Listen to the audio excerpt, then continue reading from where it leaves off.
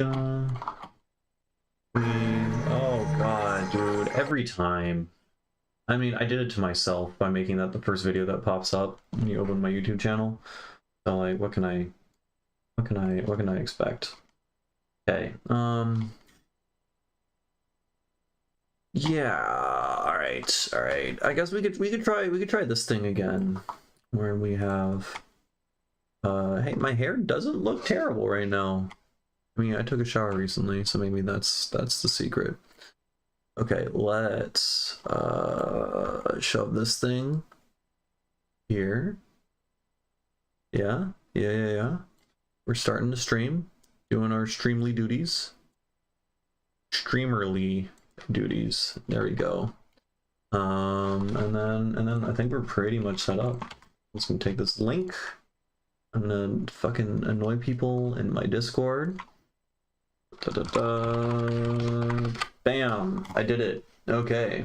In today's live stream, what are we gonna do? We're gonna work on music and fuck around with microtones and whatnot. Be fun. There's water in my ear now that I'm thinking about it, so it's not gonna be good for mixing. But anyways, we got this.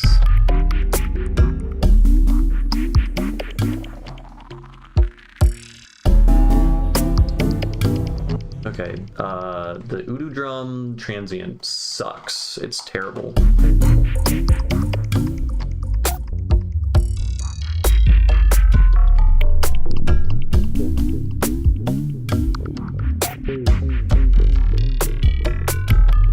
What if we take an EQ8? So we have this sound, which has like a lot of sub bass, which is fun and all. And I don't quite want to sidechain it to my sub because I want the high end to come through. So like, what if we attach the envelope follower to that, right?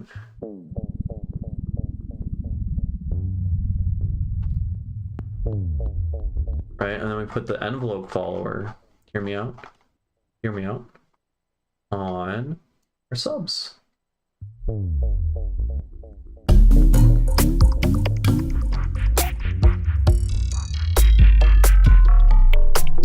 Blurb here, blurb there, exactly.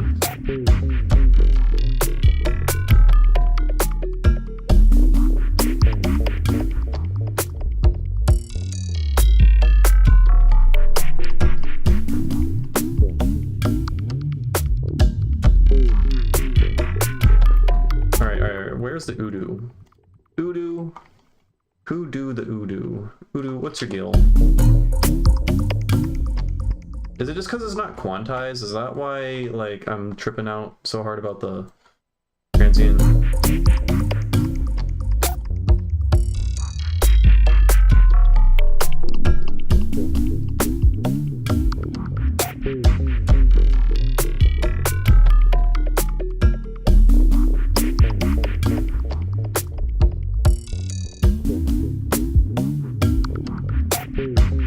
Yeah, no, the transient, terrible.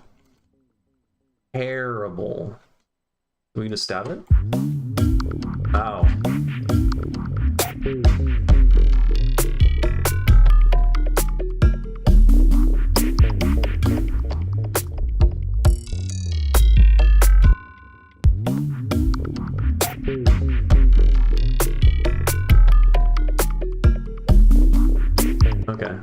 Okay. So we made that section sound a little bit better, so we're just going to duplicate that.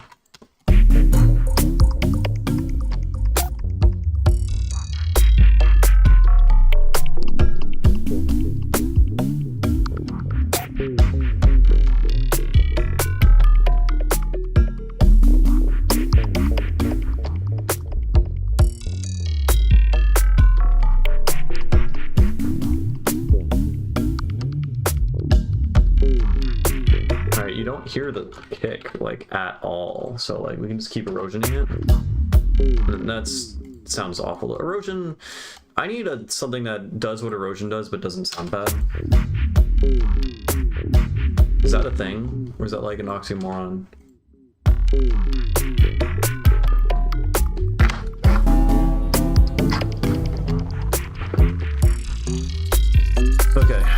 Okay, we're introducing too many things all at once here, so what do... Well, first, we're gonna take our fucking Udo and we're gonna put the Udo in our perks. Yeah? Let's structure the project before it becomes terrifying. How about that? I like that idea.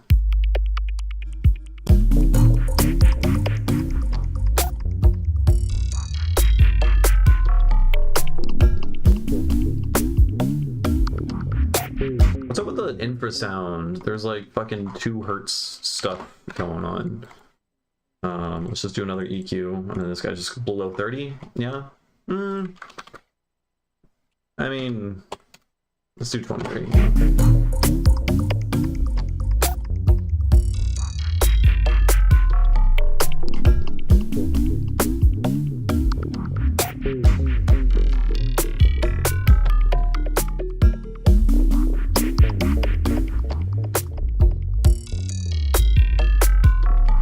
And then snare doesn't quite fit, I feel like, the sound of everything else, you know? I feel like the snare doesn't...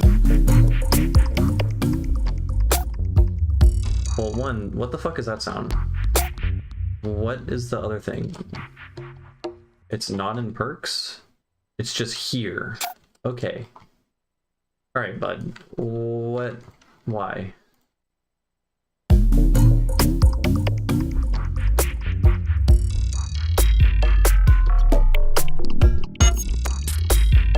Nope, we're just gonna delete all of that.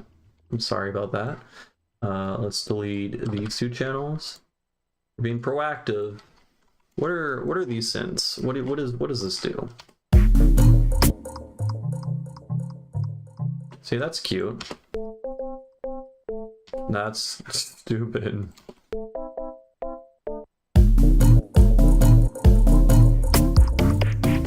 I mean, that can possibly work.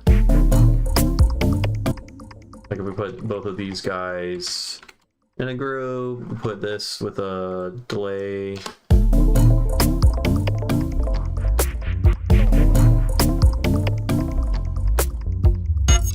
What the fuck is that? No, you stop. Go away.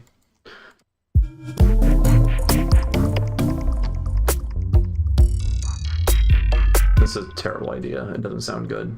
What are you?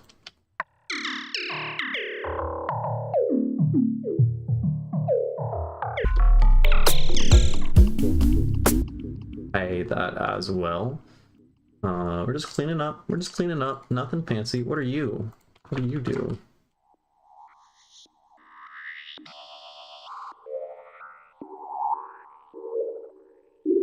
I mean, that's like, those are cool risers and stuff, I suppose. Okay, let's just freeze and flatten that, and then we can use that as like risers. Why not? Why is that taking so long to freeze and flatten? There's like nothing in the project file. It's one auto filter on a track. That's concerning. Hello, my cat is here, demanding attention. What's up? Yeah? Yeah, I know. I thought so too. Okay,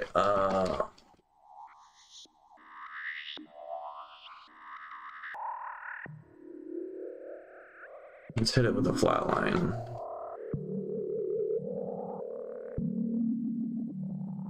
And then an OTT for white noise.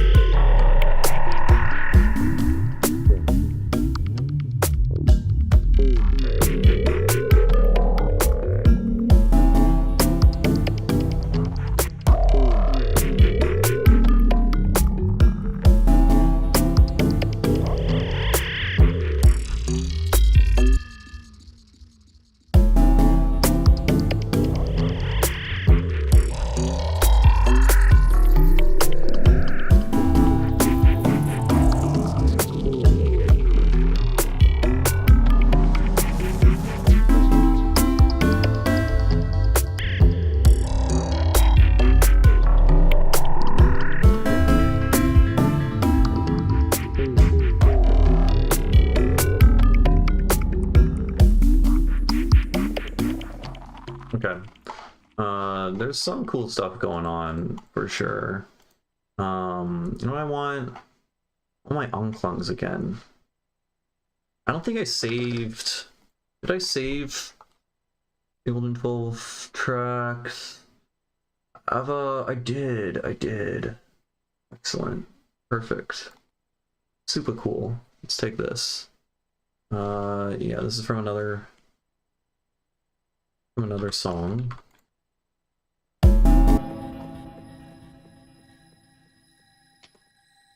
Okay, it's really high pitch. I mean, it's not tuned. Missing samples? What? Oh, it's from... I thought I fixed this already. Do I have to open up?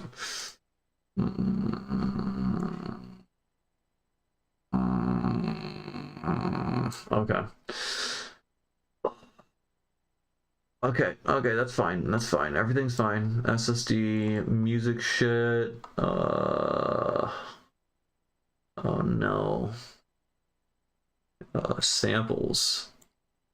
Oh god. We're gonna find it. I could have just typed it in actually. Thicky boy. It's gonna be in, yeah, percussion. I can't see. Oh my god, I'm losing it. Just gonna type that in. Nothing. Oh, brother. Sample phonics. Asia per. There we go.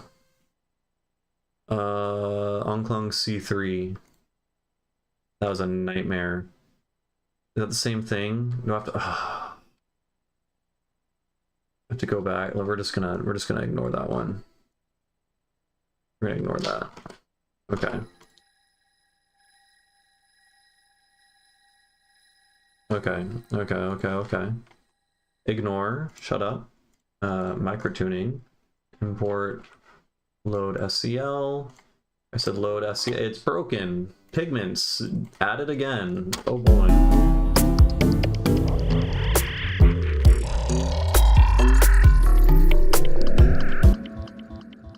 So, all right, we're just giving up on pigments doing that, I guess. That's fun.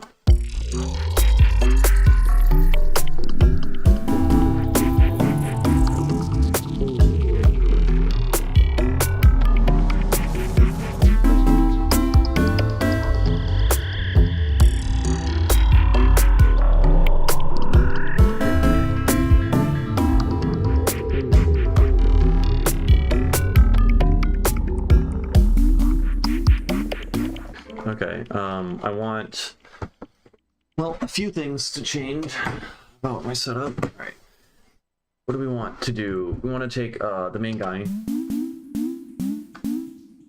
Really kind of a boring sound overall.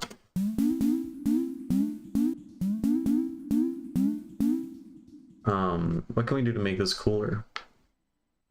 I mean, like, we can grain delay or something. That's not gonna work. It's not gonna work. Maybe actually, you know, it's kind of sick.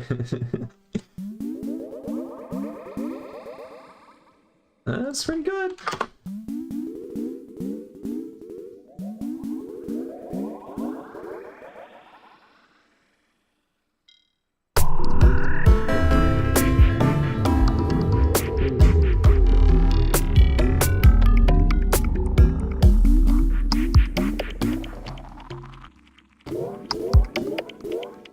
Oh.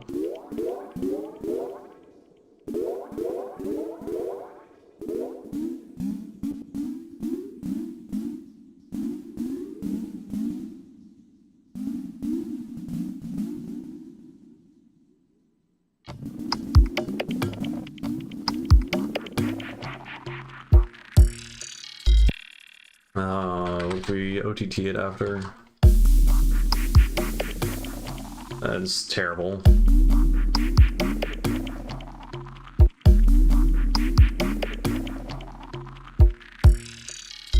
Okay, awful.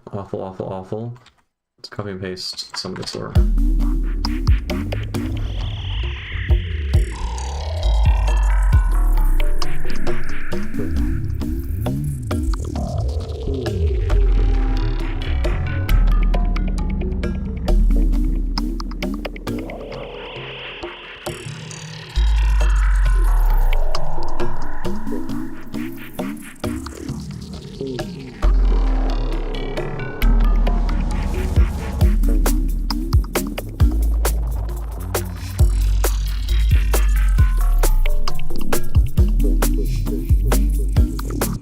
like, okay, there's kind of something there.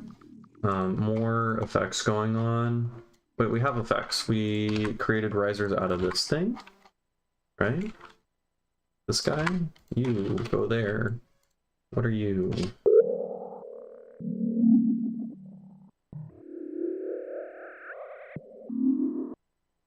And then, OTT.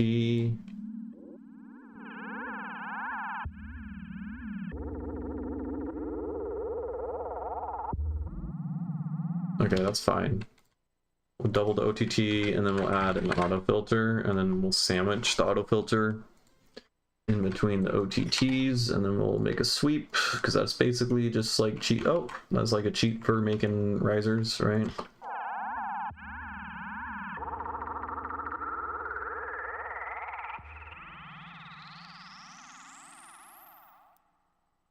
Not quite the effect I wanted. Yeah, we're at 24 dB per octave. Yeah.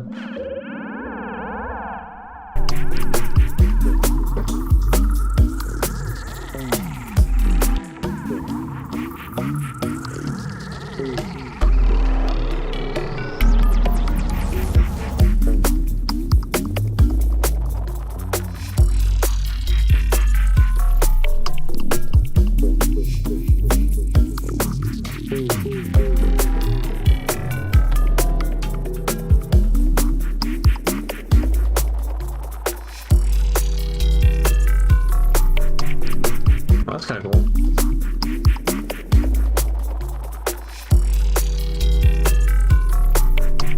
Okay, put this guy here again.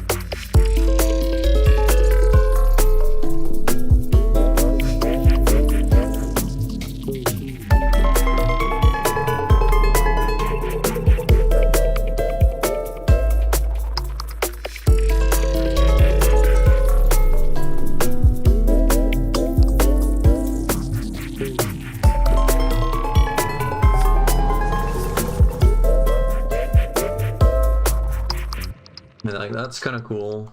What if we put this guy back here?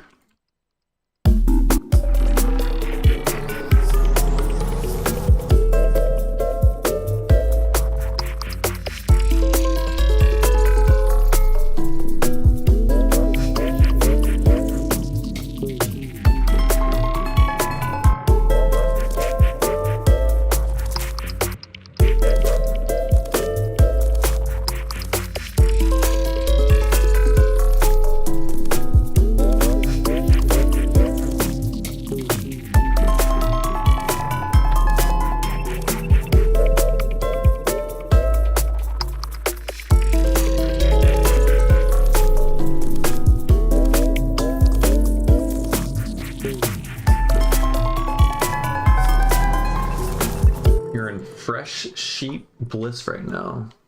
Oh, that reminds me that I most definitely need to change my sheets. In fact, I have the new sheets already in my room ready to put on my bed, and it's been that way for 2 days because I just kind of forgot and don't want to put them on, but I really should. So that's a good reminder.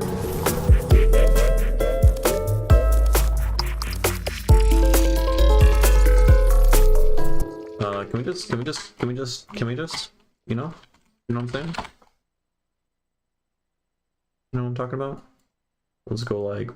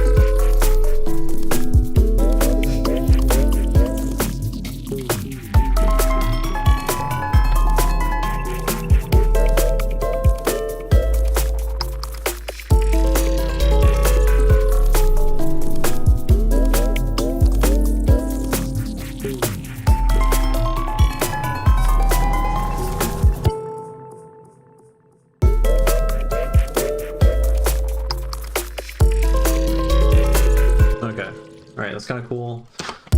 Go back here.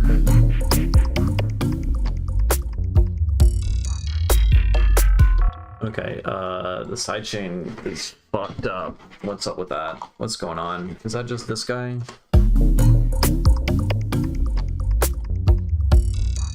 It is just that guy. Let's just lower the envelope depth, yeah? Yeah, of course that wouldn't work, obviously. Let's add a pre-fade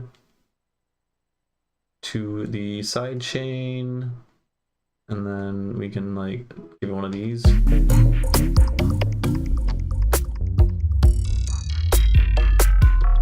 There's still clicks. It's driving me crazy. My cat is coming back into my room to open my door and let sound in and out of my room, meow at me, and then walk back out. Yep, I know.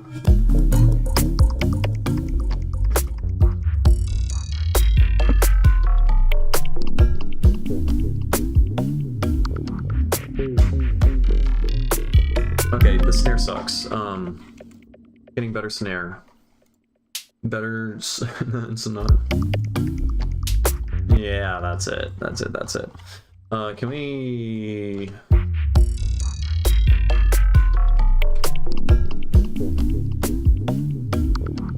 Can we just like shift it?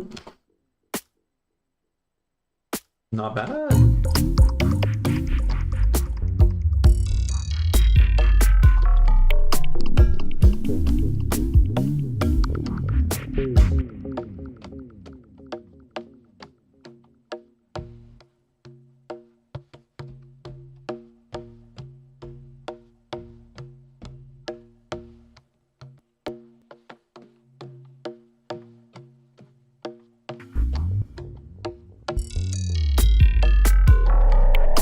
5. Yeah, no, I saw it. It looks real neat. The clicks are kind of driving me insane right now. Oh, it's not coming from the drums. Is it from the sub? Kind of. Kind of. There's just a lot. There's just a lot of fucking shit going on, man. What are you? Yeah, that's fine. Oh, there's just, oh, that's it. There's just the easiest, most avoidable click problem. Who would have seen that coming?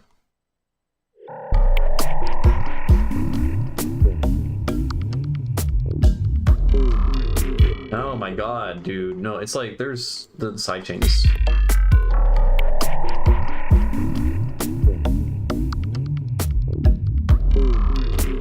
I'm going insane. I don't even care about mixing on the song right now, but the sidechain is just totally fucked up.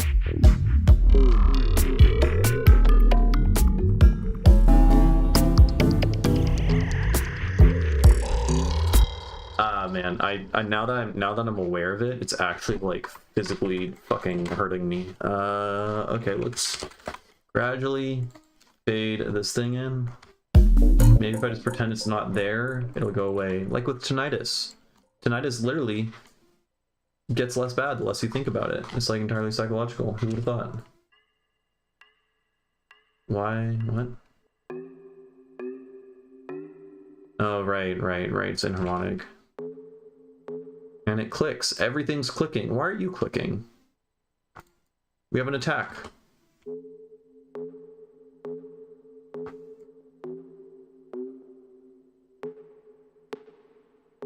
There's like a 30-second attack. Oh, there's a flatline, duh.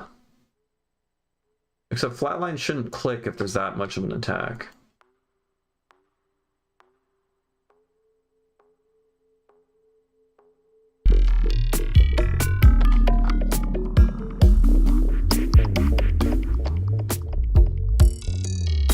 What the fuck is why does it? Was the sidechain this bad earlier? Did I do something? No, I mean, have tinnitus now. I kind of knew saying that would do that to someone, so I'm sorry about that. I have noticed that like my tinnitus definitely like, I know they say it's like it's permanent and the damage like never goes away, but like it's for sure been so much worse at different parts of my life. It ebbs and flows. Like at some points, like it's totally 100% manageable, and even when I'm like listening to it and conscious of it, it really doesn't bother me that much at all. And then sometimes like I can't go to sleep, and it makes me want to blow my brains out. So it ebbs and flows. It's like a stress related thing, actually. I remember reading about that. Which is really, really helpful. Isn't it lovely that when you're stressed out, your brain soothes you by playing a really high-pitched whine in your ear constantly?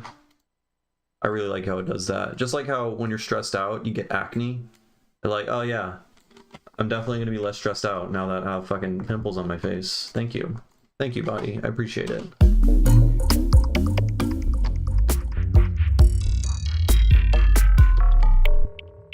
I'm enraged. Okay, it is this. This is fucking awful.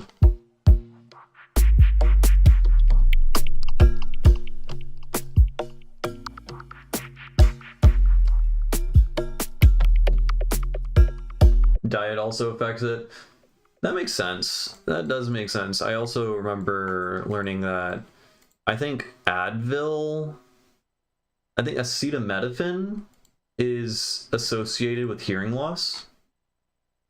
So the second I learned that, I now just like feel more pain in general because I'm not gonna try to go near that. Maybe it's not. It's either Advil's not acetaminophen, right? What is Advil? Advil's its own thing. It's an NSAID. Yeah, it's not. Ibuprofen is acetaminophen. Advil's its own thing. One of those fucks with your hearing, apparently. So you don't get to take that anymore. Hey, what's up, Mr. Leaky? Thank you.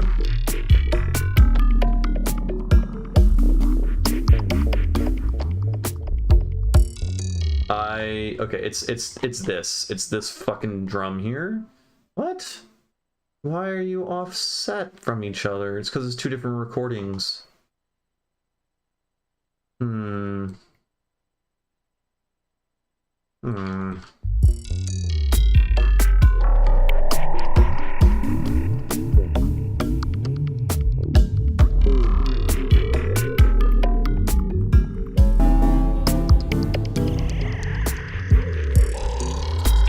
Oh man, the clicks actually are so much worse than any tinnitus I've ever had. It actually, like, I'm physically upset when I hear it.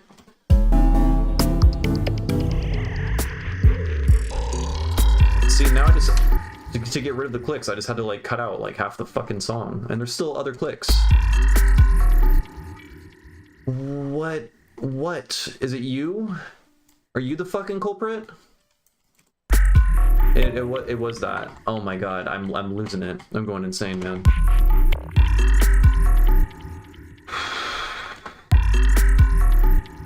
Why?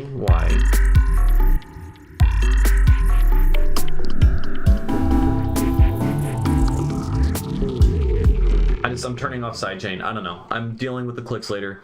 I can't. My mental space is not like I'm not mentally healthy enough to declick this song. Also, I just want to work on it. That's the problem. I just want to make new sounds, yet the clicks are like pulling me out of it constantly. Funny how the whole song is basically clicks and pops, but those are the clicks and pops. Yeah, it's true. Like who am I? Who am I to say those are bad, right?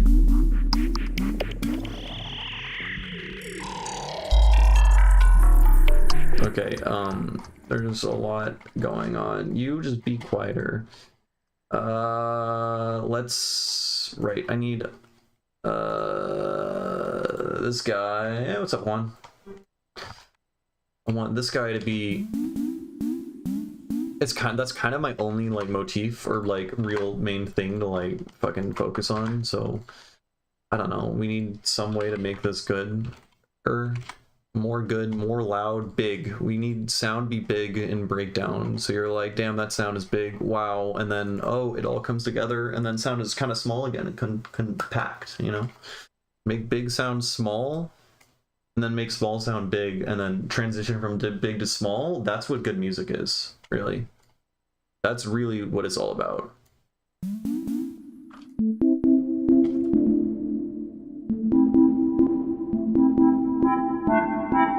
See? That's that. Get big. Make reverb feel like in big space. Yeah. Except they click.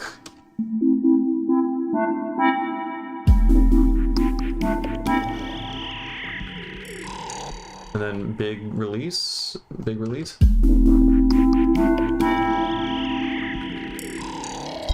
And let's give it a tiny... Wait. Let's detune it just a little bit.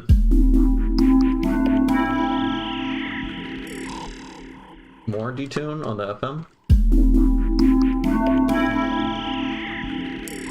Except you're supposed to release for like way longer, man. I don't know what your fucking problem is, but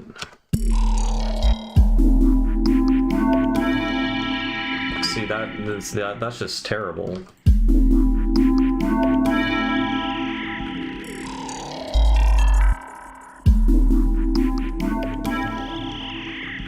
I just want... Holy fuck. Okay, we have to mess with sustain, I guess. I don't know why the release is being stupid, but...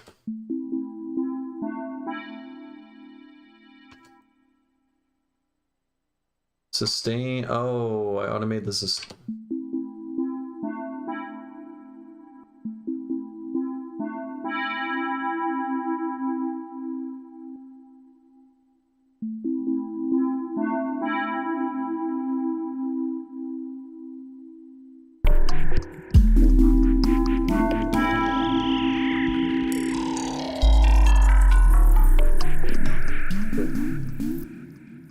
Make it more gong-like.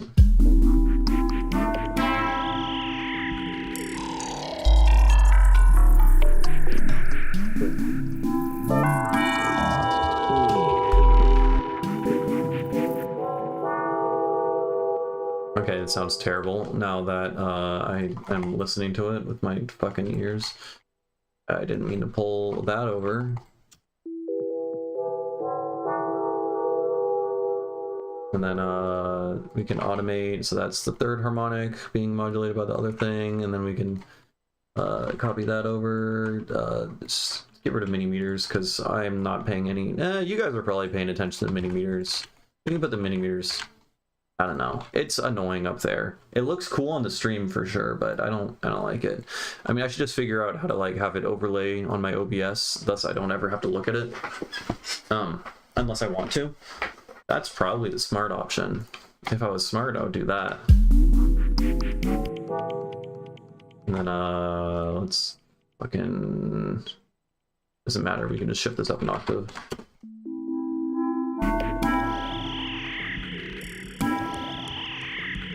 And then let's just put a stereo swap thing on it. I know this is sounding shit now that I think about it.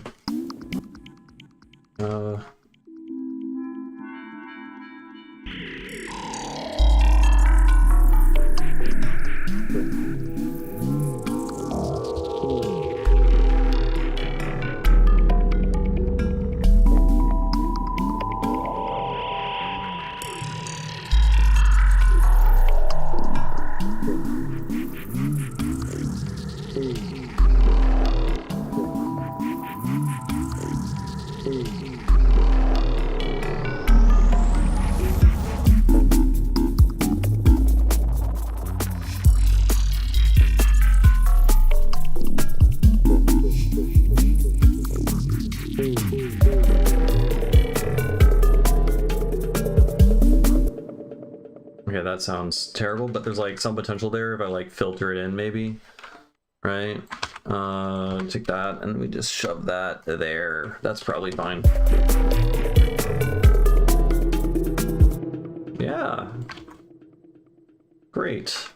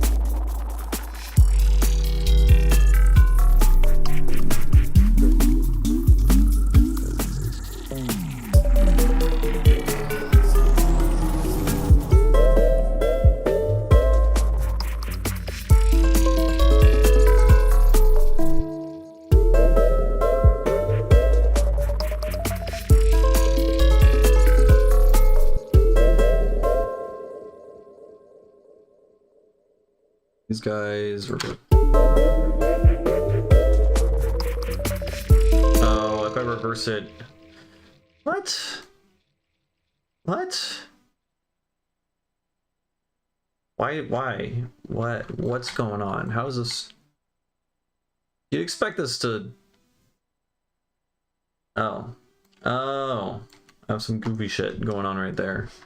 My bad. That's why. That's valid. I understand.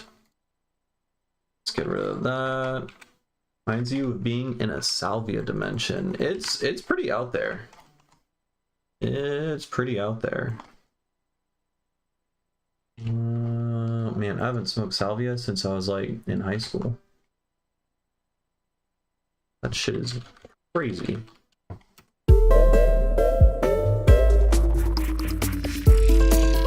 Let's verse. No.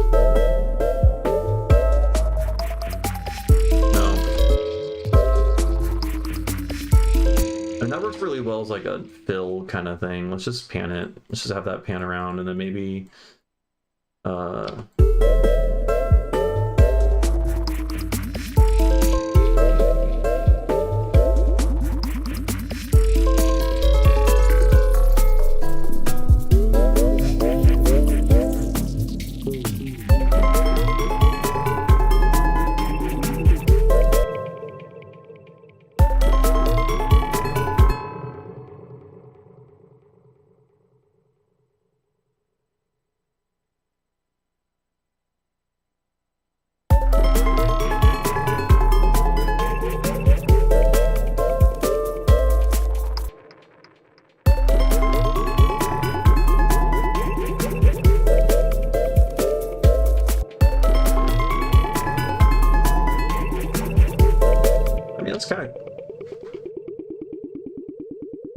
that's kind of cool, but like there's too much going on to really hear the interesting stereo width shit.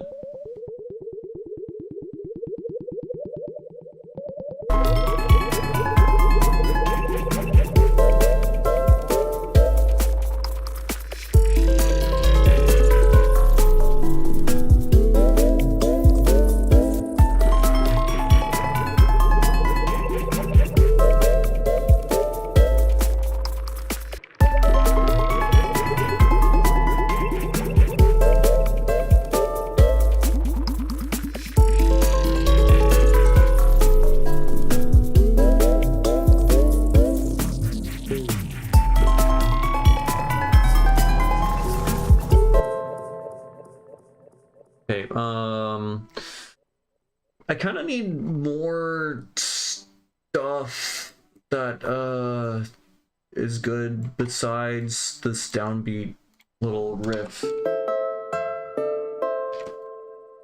right? I mean, that part's kind of cool too, but I want to make like more chords and shit. I don't know, more melodic.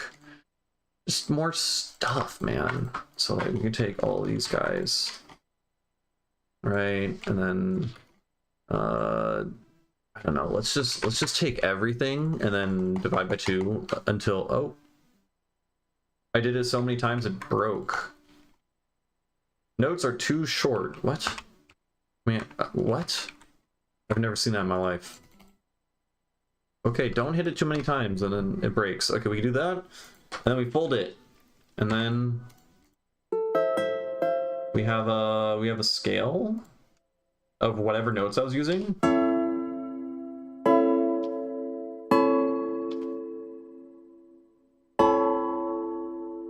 That's kind of cool. I don't know, man. I'm digging it. We can like, I don't know, sequencer. No.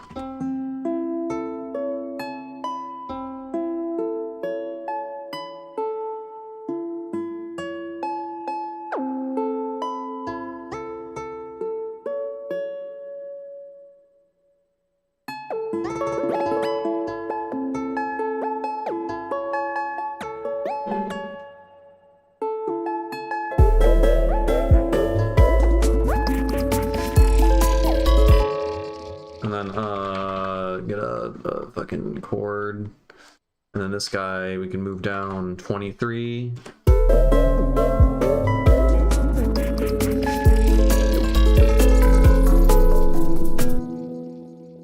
Just nice.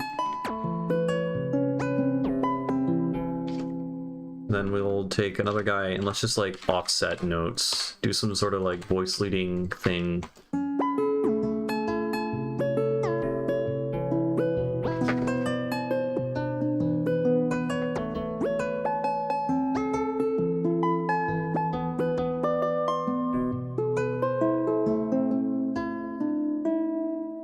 Okay.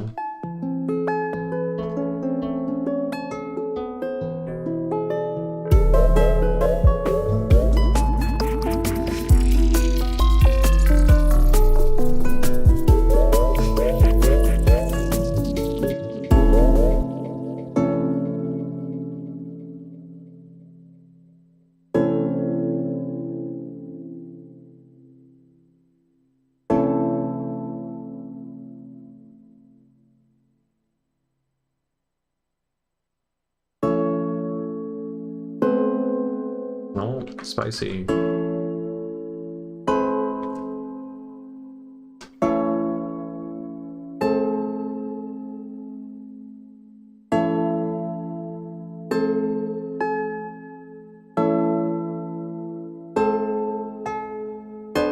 Well, super spicy. Too spicy. And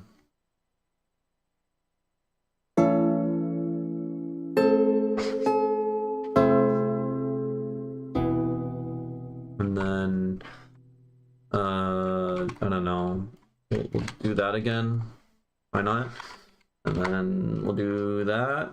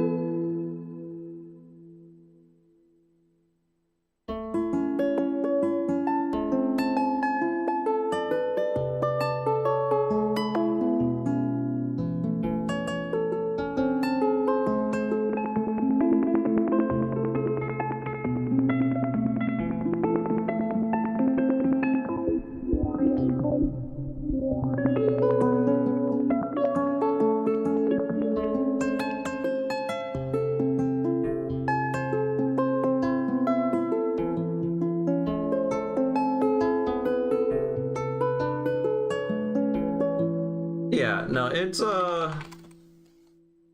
this one's a little out there for sure. Let's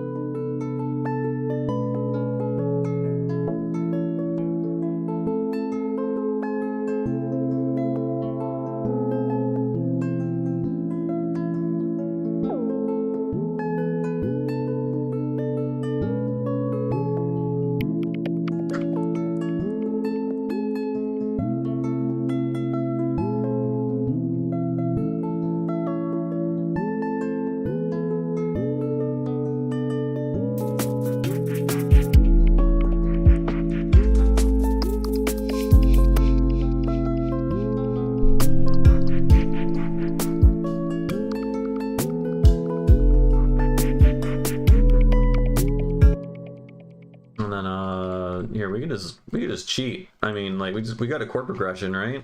You just loop the chord progression enough, it's gonna work. So we can just add a little offbeat dudes, you know. Stop.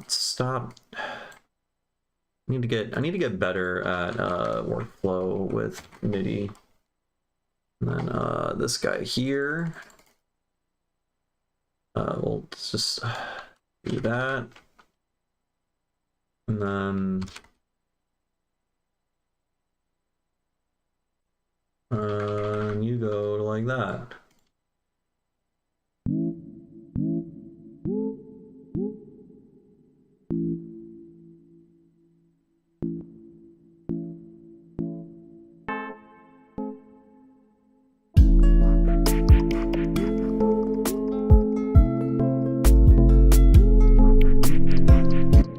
One of them's offbeat, that guy.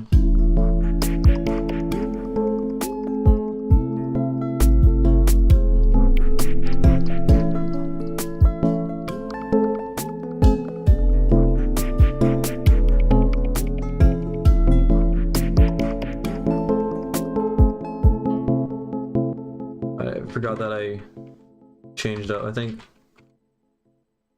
Fuck, man. Okay. This guy's different over here too. Oh man, there's got to be. Is there like one of the scale things that'll let me just like turn this into a fucking offbeat cheat code? Oh, I could have used. I absolutely could have used arpeggiator. Right. Okay. Let's do this so that we build it in our mind and muscle memory. But we just input from 43 on this guy, and then we put an arpeggiator on this guy, and then this arpeggiator plays chord trigger. I thought it would just be called chord.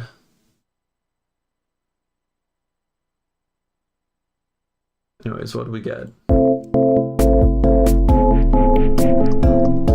Anyways, we just record that out, basically. That's all we gotta do. Right? And we just mute every other one.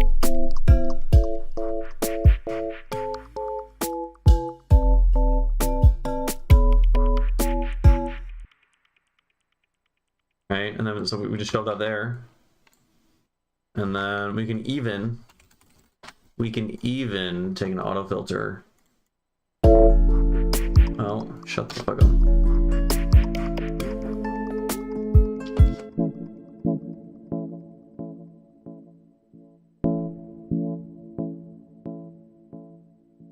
What's going on? No arpeggiator?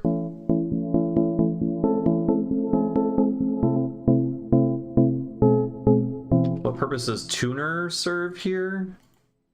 What do you mean? What do you mean? I don't think I'm using tuner, but you can use tuner to make sure that things are tuned appropriately.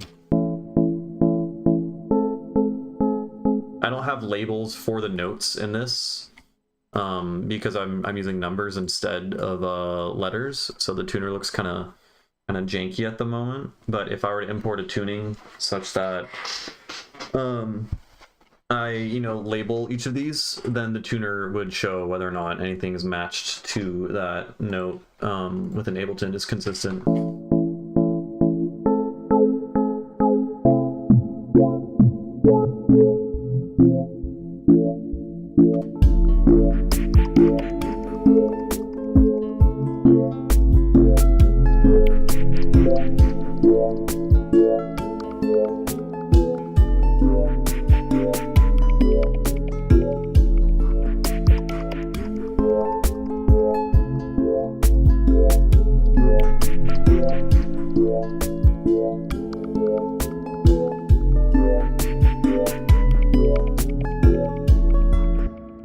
Definitely would be cleaner if I just solo or mute every other chord. No, I don't think I can make it so the arpeggiator plays every other chord.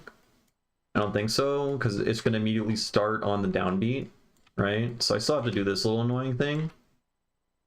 Now the question is, was this quicker than going through and manually making it offbeats with the MIDI? I think it was.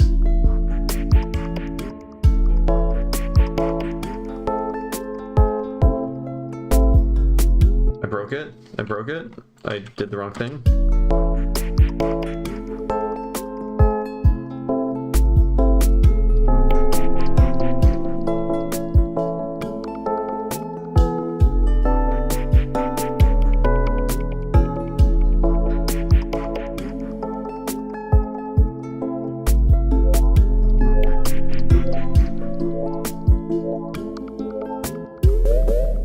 Okay.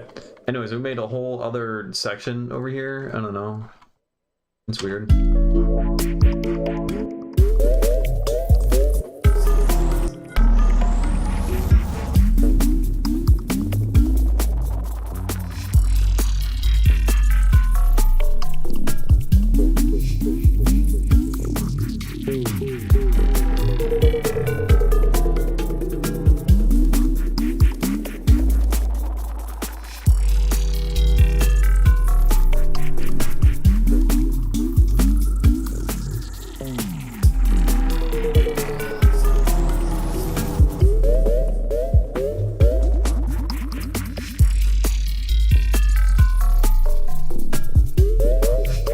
oh.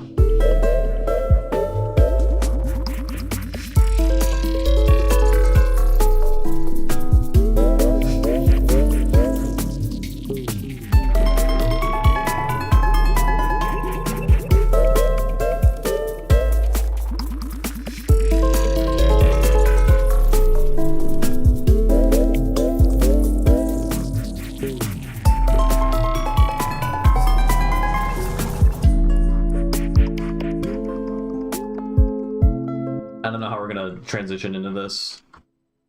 This probably isn't going to work at all for the song, but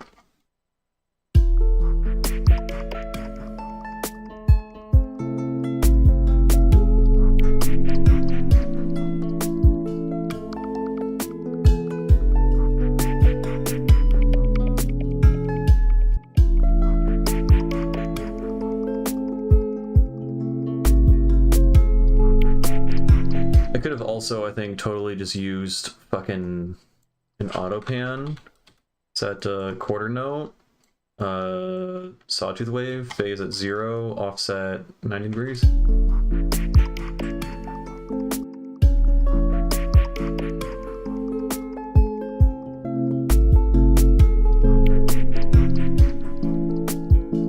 That was way faster.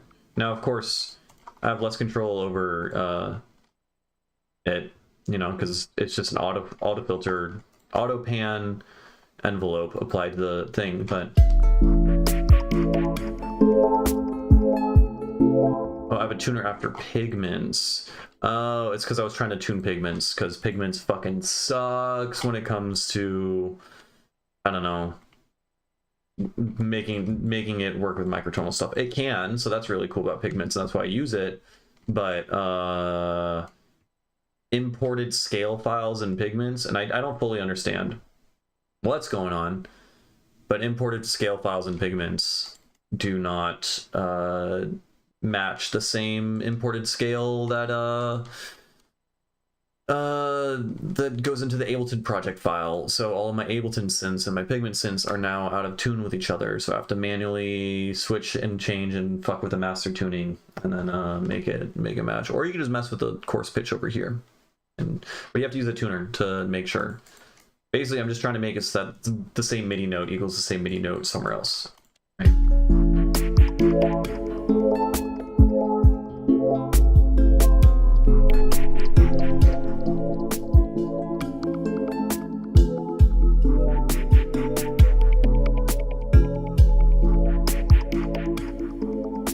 Here, what if we get a Redux, get an auto filter.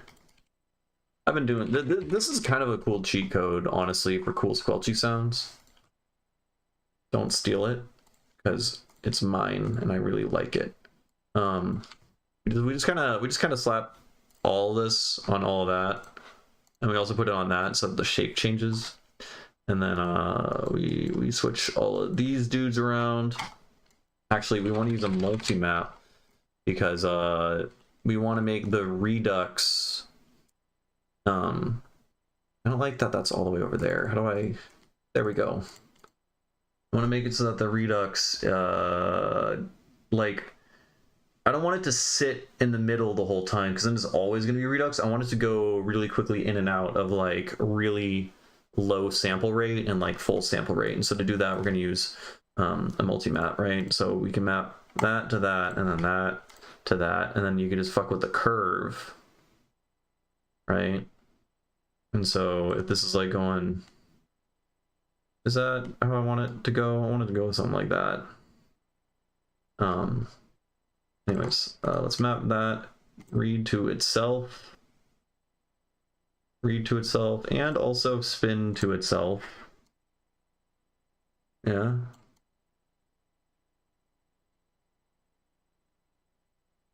I guess we can, okay, we'll map spin to something else, because now it's being predictable and stupid. There we go, now it's being weird. See? That's exactly what we needed. Then let's make these all go to, like, different parameters and stuff. Yeah. Yeah, that's all being kooky and random. And then,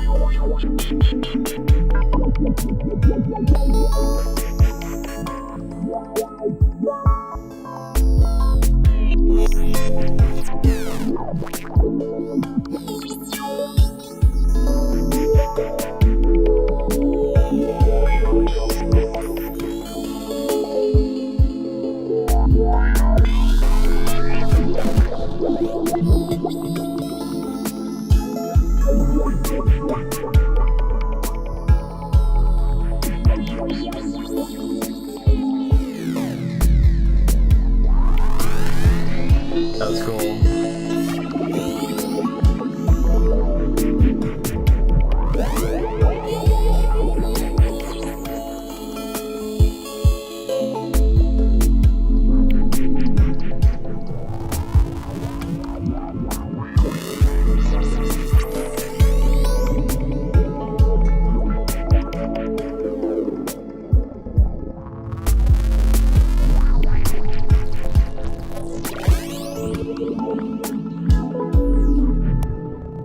See, that was fun. I don't know if I'm gonna use any of this, but I mean, that's a cool way to just get a bunch of fucking sounds, like ear candy, that you can just like have sprinkled throughout your loop.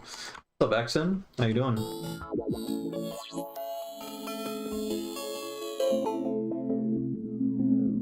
Yes, sir. It's pretty weird.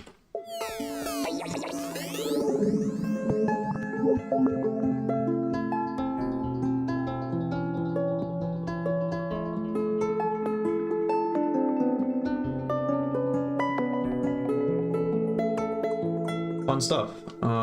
Yeah. You know, it sounds like pretty fucking dissonant and microtonal and weird, but you just loop it enough, and then it's good. Anyways, let's again, I don't know how the fuck this is gonna fit at all with the rest of the music, but I mean, we can have these guys just kind of loop, and then we bring in this guy over time, and then we'll most definitely have this giant patch slowly introduce, and we'll just like add ear candy and stuff, right? Oh yeah.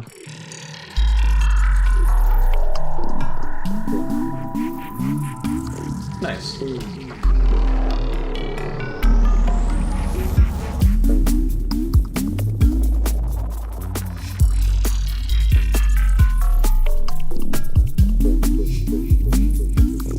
Hey, what's up, Renaissance?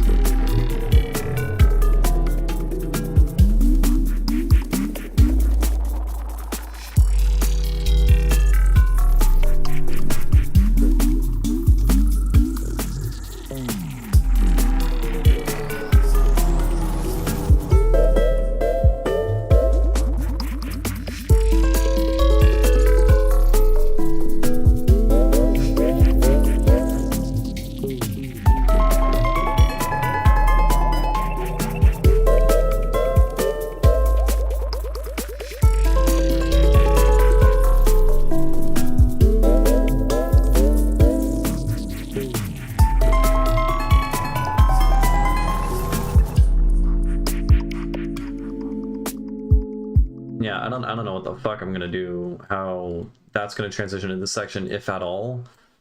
It's a totally different vibe entirely, but we can try something. Yeah, happy Friday. It is a Friday. Man, I am losing all track of time and what day of the week it is, because I sit indoors and don't do much and don't have a job right now, so I'm in that cool, fun little limbo. It's great.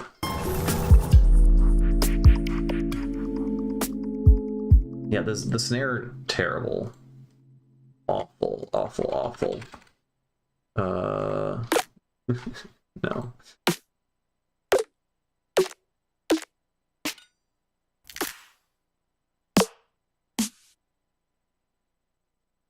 I don't know, man.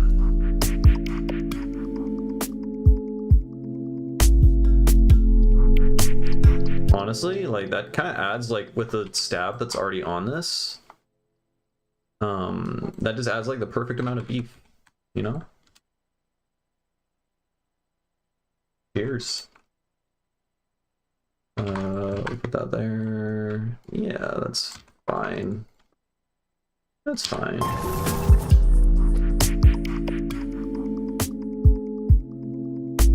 Okay, I don't know if it's actually the perfect amount of beef. I take it all back.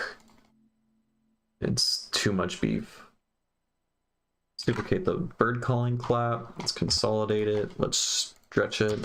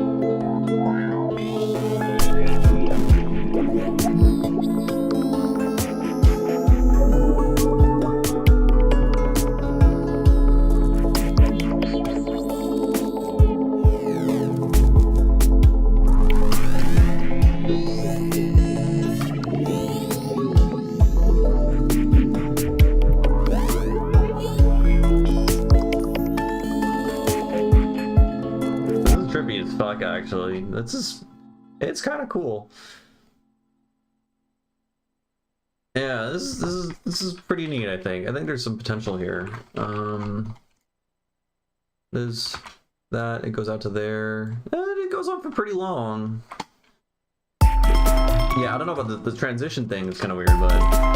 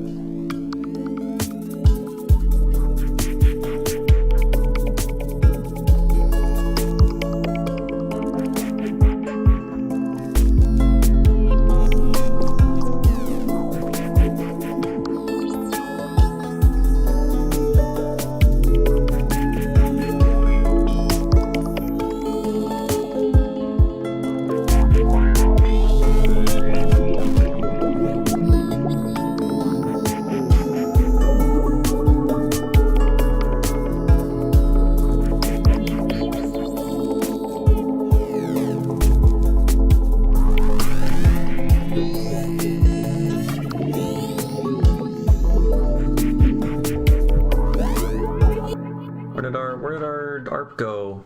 Also, I should probably consolidate out. I should record to MIDI the ARP stuff so it sounds consistent. Yeah, probably.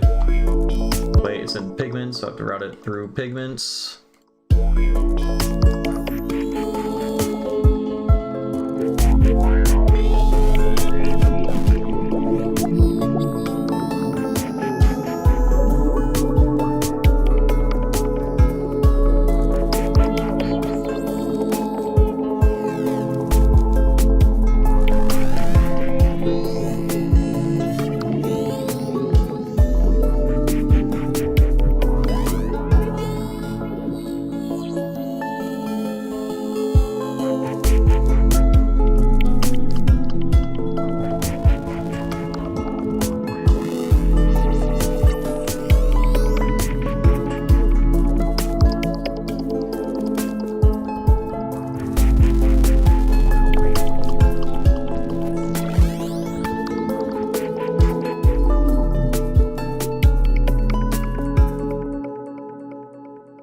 honestly, I kind of like, I don't know.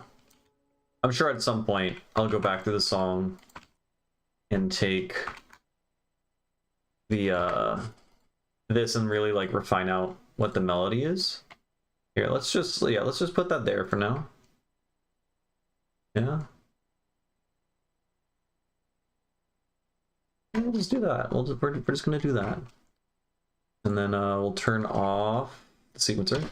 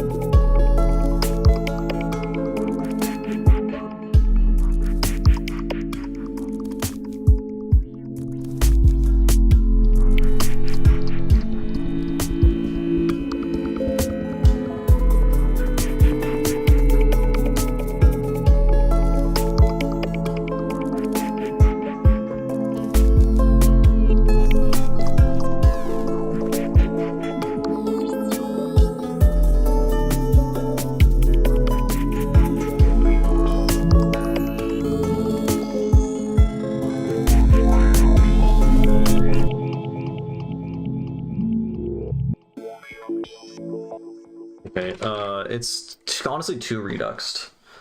That's kind of an issue.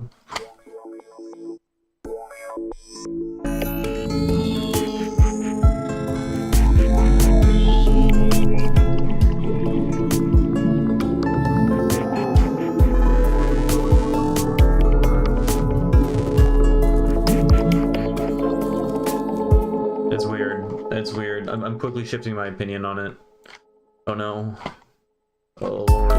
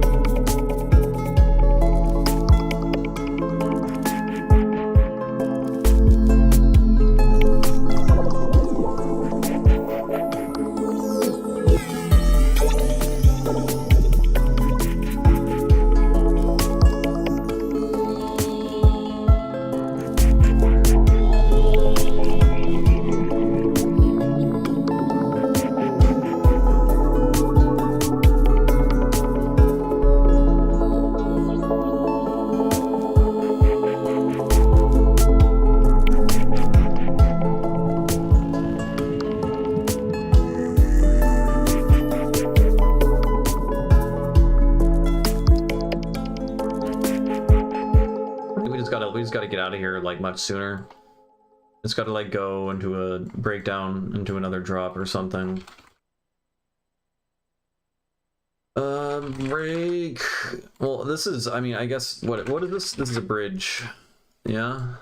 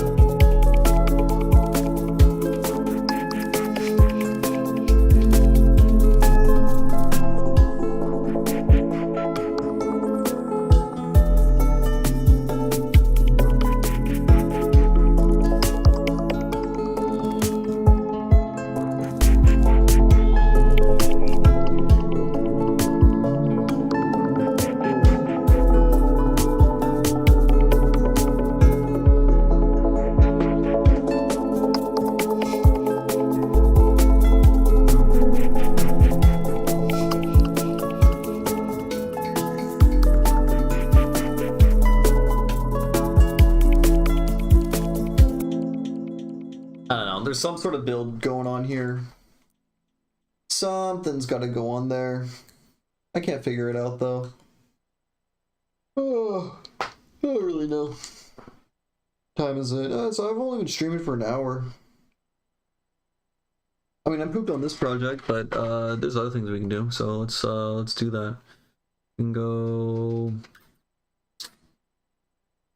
I think that's that one's kind of bad. These are all kind of bad. There's nothing here that like I really want to work on. We can do something from scratch. Yeah, we'll do something new. Yeah, I'm gonna get some water and look around for a second. I'll be back.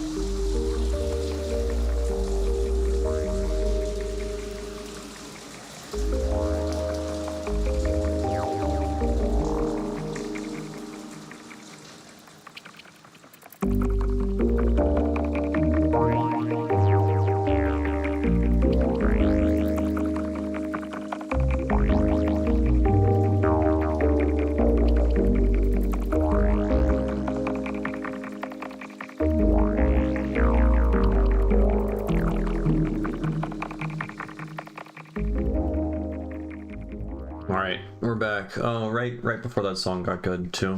Unfortunate. Okay. What are we gonna do? Where do we start? We try getting some cool samples. We try flipping samples.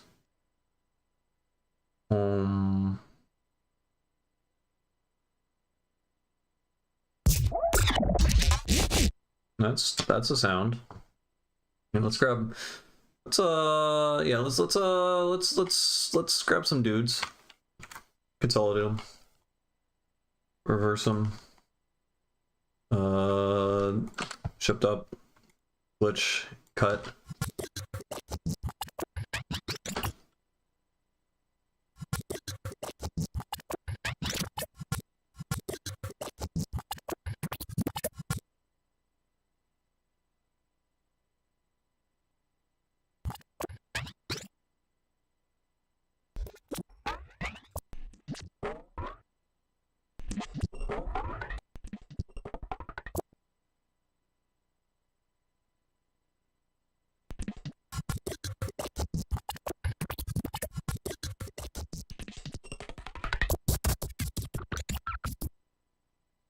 And then we just slap some drums on it, right? Like that's kind of all we got to do. And we already got like an up tempo glitch hop thing. Snare. We need a big chunk. Yeah, fuck it, that one, big and chunky.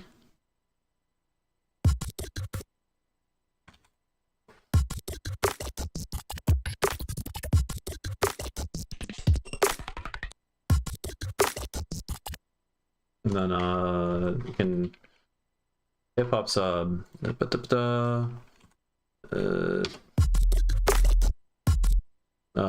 It's gonna go up.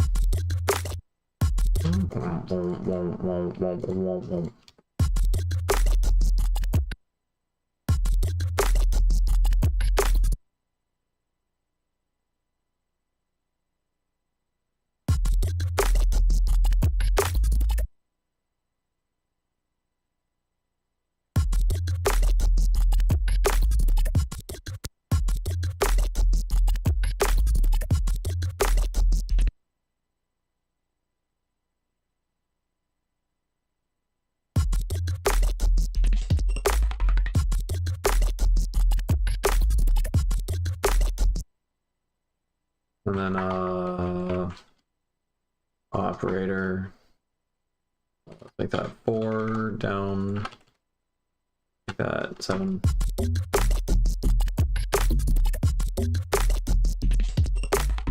New Ableton update thoughts? I have not updated my Ableton yet. What's up, Kakais? How you doing?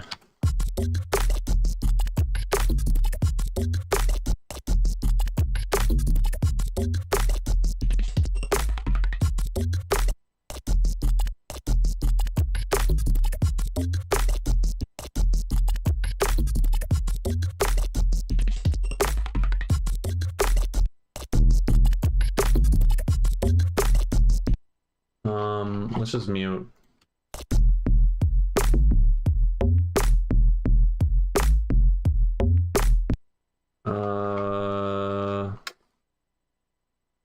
What can we do? What can we do? What can we do? We can auto filter on this guy, crank the resonance, and then we can use this as like a fill / riser thing or something. Put a delay here.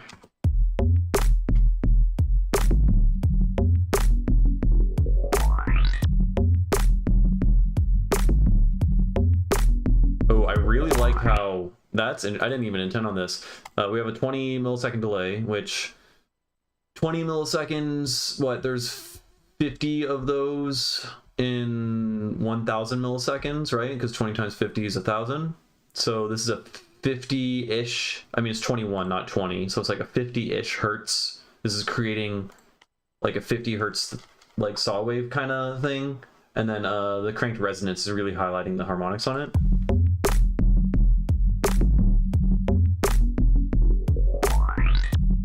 That's fucking neat.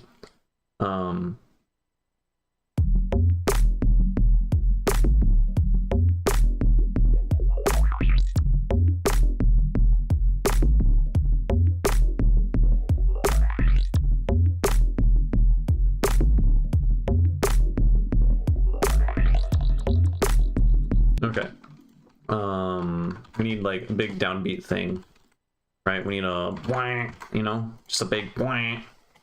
Let's just do some classic like dubstep FM stuff. More operator because I'm obsessed. This. Right.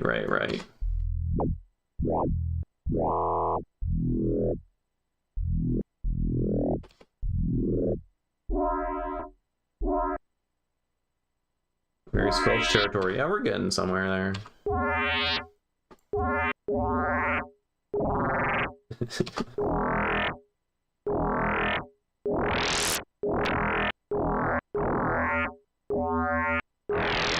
Oh, jeez. Okay, I don't really know where I'm going with that. That's not the dubstep sound I was going for, man.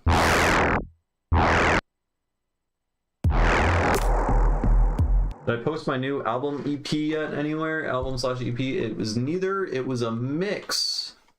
And it is on my SoundCloud. Bam. It's this guy right here. And it's kind of popping off. We're at 311 likes. That's cool. I think this is like the most successful thingy I've had in a while. So, and by in a while I mean like ever. So, yeah. Okay. What are we doing? This sounds like shit. Honestly, what if we, like, instead of just quarter note, just... boom.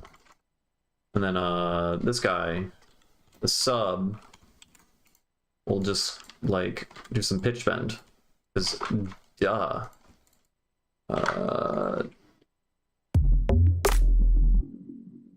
And then MIDI control, it'll go down. Yeah.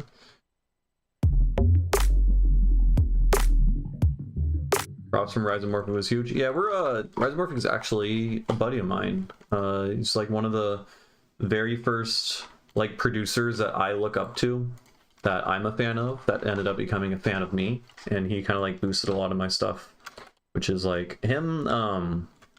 Somatos also like reposted one of my songs like 4 years ago, and that's like the only reason why I had any audience at all. And yeah, no, big, very, very thankful to have support from them and its connections and whatnot.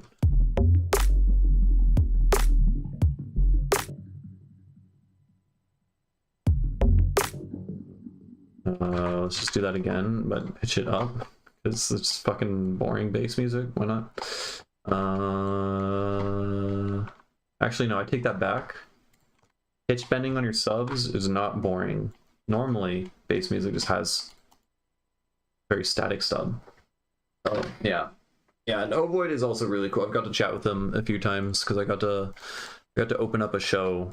I opened for Mindex and Entangled Mind and Ovoid, and Ovoid is super cool. He's also like big fan of Indian classical music and tabla and stuff like that, so we connect on that.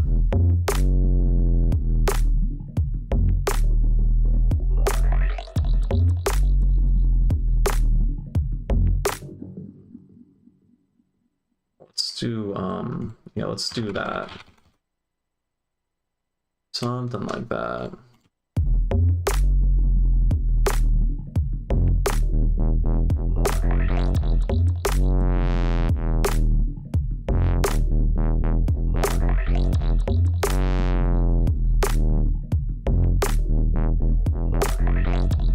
Kind of like that. I should have just recorded that out. I didn't record it.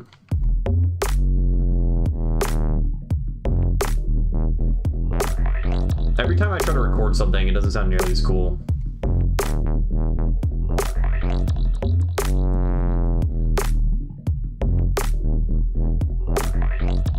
Fuck it. Fuck it, man. We duplicate that, and then we delete that on that, and then we EQ8 on that guy.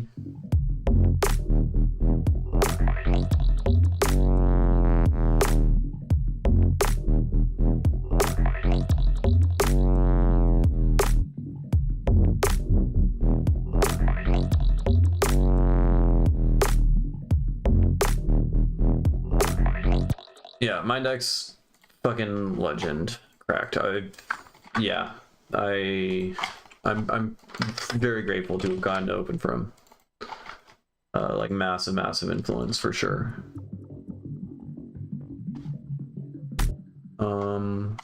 What else are we gonna do? I made a rack recently. What are you called? Engie Church Bass. It's weird. I don't know why I named it that. Well, I do know why. Is because the song that I made it in, for some reason, made me think of like a gospel church thing. So why aren't you playing? The vocoder's breaking? Oh.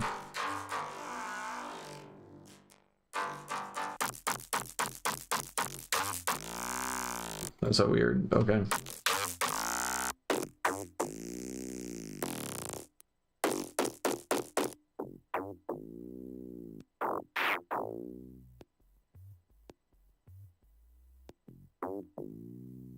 It was very weird.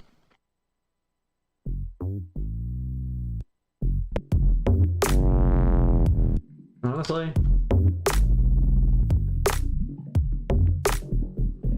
Oh, sick. Hell yeah.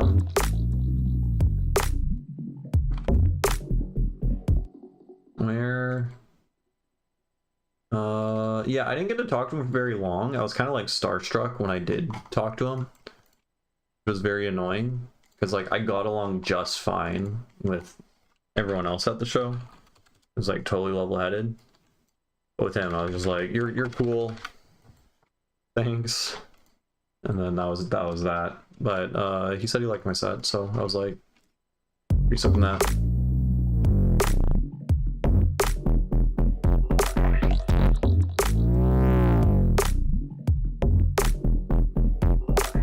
I don't know what I'm doing, man. This is fucking stupid. Let's get a Onklong.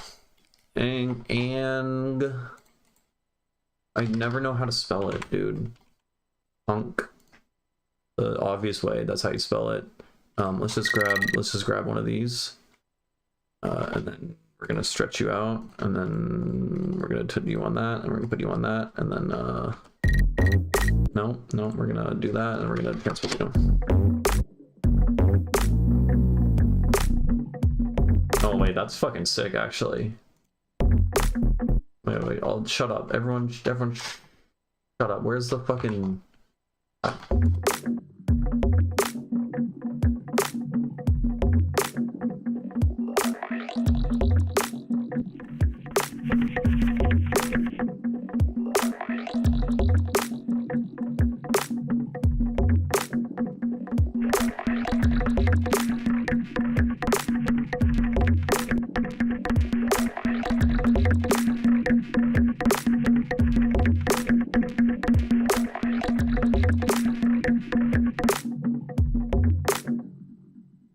make it not sound like shit. We just need to add erosion, I guess.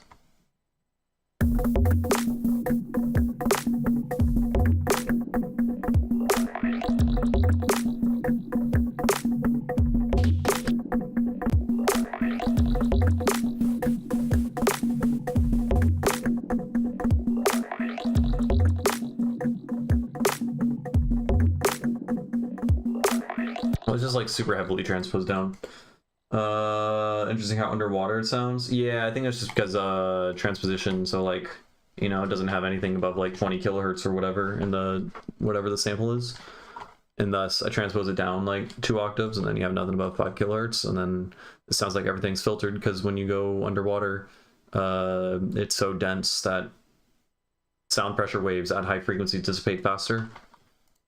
Right? That makes sense.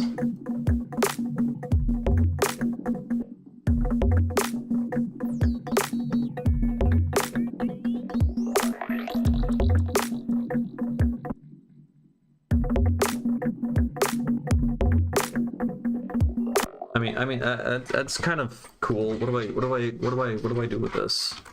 Make this longer. We make the beat longer. We add a fill, the snare.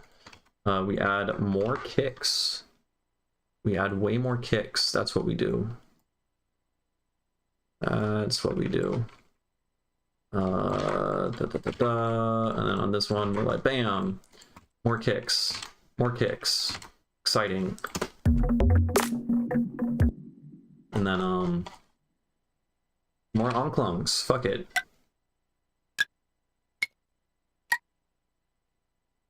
Let's just take all of them. Consolidate. Except these need to be like super low.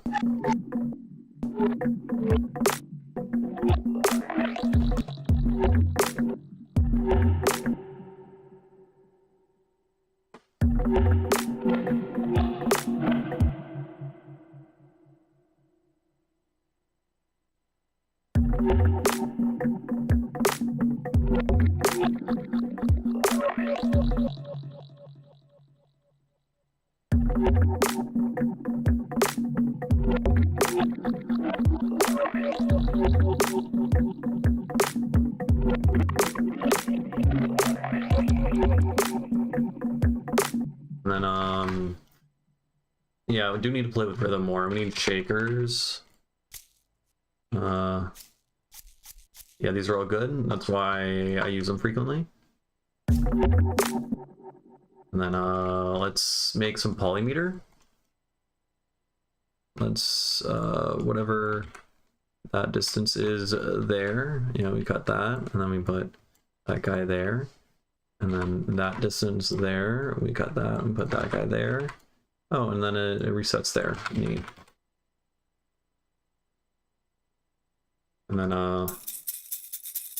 this is in the last song actually. I just used this for the first time. Yeah, this guy will set to whatever.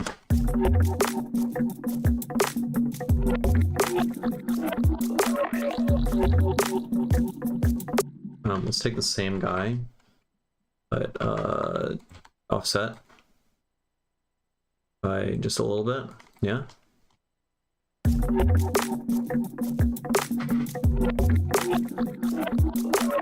Let's keep just a few of the onks. But these guys, yeah, I'm just throwing shit at a wall right now. I'm just trying to get like an idea of like a loop or something. Like I feel like this would probably be using like a breakdown. I don't know.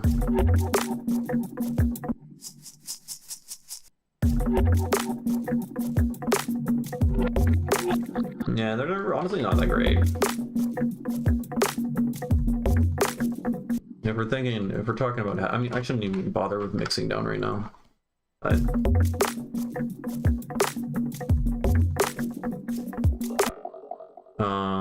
okay, sub.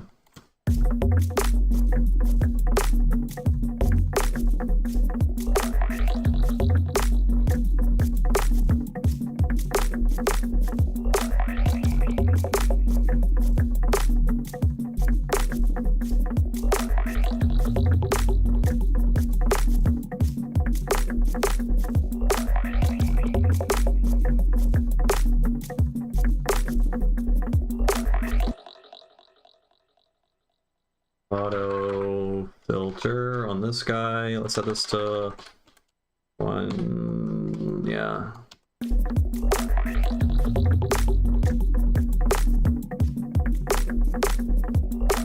Hey, what's up, Josh? No, you. It's only 12:30.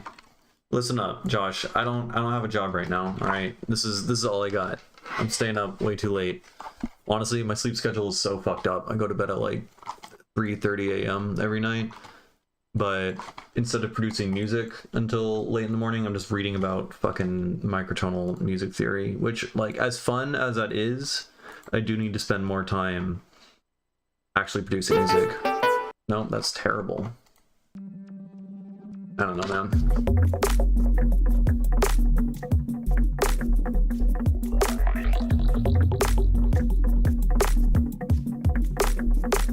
What do we do here? Like the only kind of semblance of an idea is that's it. We just got a little boom boom. And then fucking this thing. Maybe it's probably not gonna sound good with a stereo swap rack, but maybe it'll sound cool if it's like moving around in stereo space after, you know?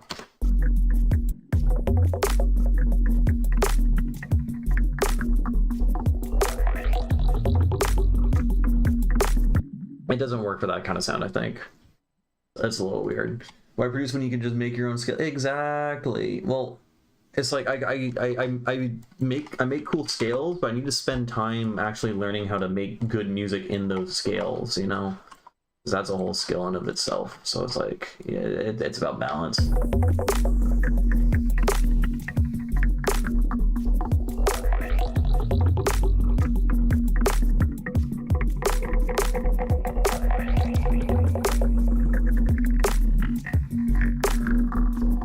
Alright, this sample is just too dog shit to try to do cool sound design with. So what happens when you polish a turd? I don't know. We can go back to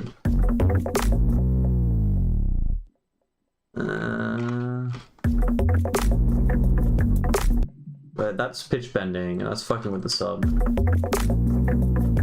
No, it's just stupid. Oh, we have this sound.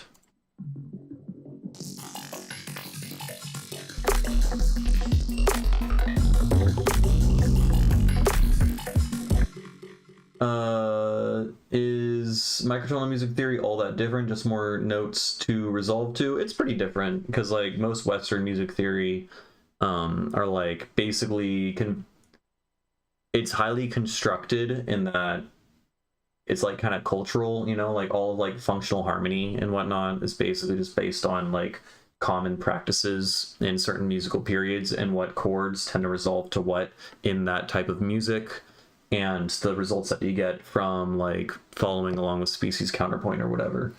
So it's highly constructed in that sense, whereas microtonal music theory, since you're working in tuning systems that like, you know, have never been explored before, you need some way to generalize you know, like knowledge about chords or scales or whatever, such that you can apply that knowledge to any other type of things, any other type of tuning. So it's a lot more mathematical and like physics based, because you need to actually understand the physics of sounds. So it's like, okay, what are the physics behind how chords work in harmony? Well, it turns out you need to like learn about like just intonation and intervals and whatnot, and then figure out how tempering different intervals such that you're worsening approximations of different intervals and different tunings, what results that gives you. So, you know, in 12-tone equal temperament, we're 2 cents off of a perfect fifth, you know, C to G is 700 cents, and our actual 3:2 ratio is 702 cents. Well, in some other tunings, you know, maybe your perfect fifth is actually going to be a little bit sharp. And then if it's sharp, that changes the step size of everything in your scale. So like it has different resulting like effects. Like maybe your leading tone, if you have a sharp fifth, your leading tone might actually end up being smushed and being made much smaller as a consequence. And maybe that doesn't sound as good, or that's the type of effect that you want. You know, it all, yeah, it's all there. So like, yeah, culture is like a huge aspect of music theory. You know, like the entire reason why the minor scale sounds sad is entirely cultural. Indian music theory, yeah, there's different, I think all the different ragas have like different sounds and are meant for like different times of day and different settings and ceremony or whatever. But they all have their own unique sound. But classical Indian scales are also like justly tuned. And like my learning about microtonal music theory has honestly taught me so much about not just like, yeah, like Indian theory as a result, because I have a better framework for understanding just intonation and different scales, but also Western theory as well. Because like now I fundamentally understand, okay, this is why a dominant seventh chord resolves really well to this other thing, because it's like approximating these certain subset intervals in a harmonic series. And if you're like, you know, imagining that like your tonic is like some fundamental root note, like your tonic in your scale is like representing some fundamental of a very like large note or whatever, and all the other notes in your scale are approximations of different harmonic intervals of that fundamental, then it just all makes sense. There's like a mathematical and physical reasoning behind everything. I just do the classic bass music thing, aka play at most 2 notes that are 1 step away from each other. That never fails also. And then you could just pitch bend it a little bit, and then bam, microtones, man. You just did it. Fuck actually learning theory. You just twist knob and then it sounds good, right? That's fucking loud. What if I want to envelope follow. What's the easiest way to do this? Compressor. Let's take a compressor and then invert sidechain to the onclung sound. And so we can do that, and then we do that, and then we do some of that.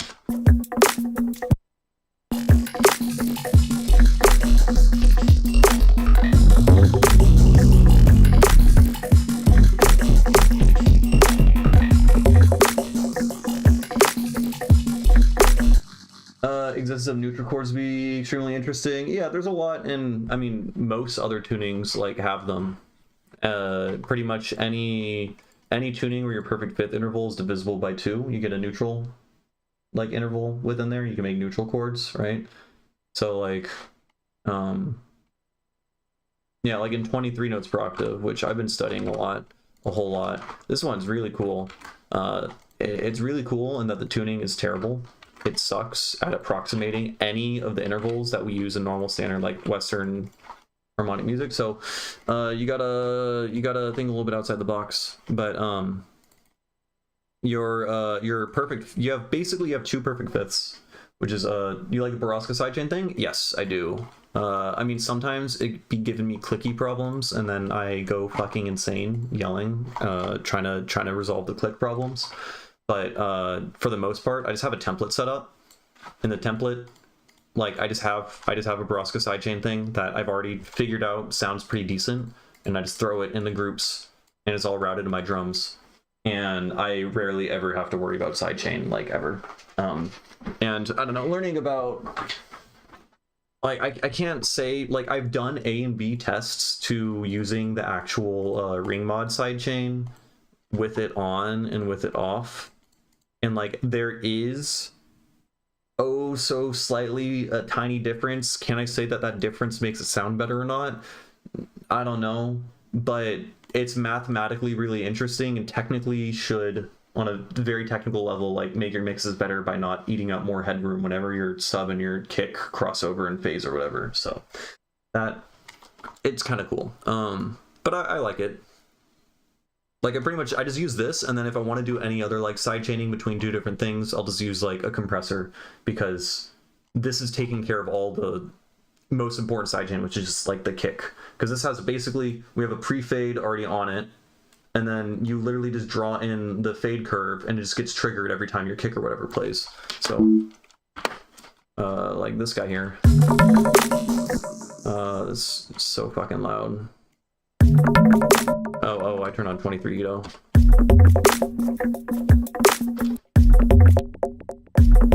I guess it doesn't even change what you're looking at here, but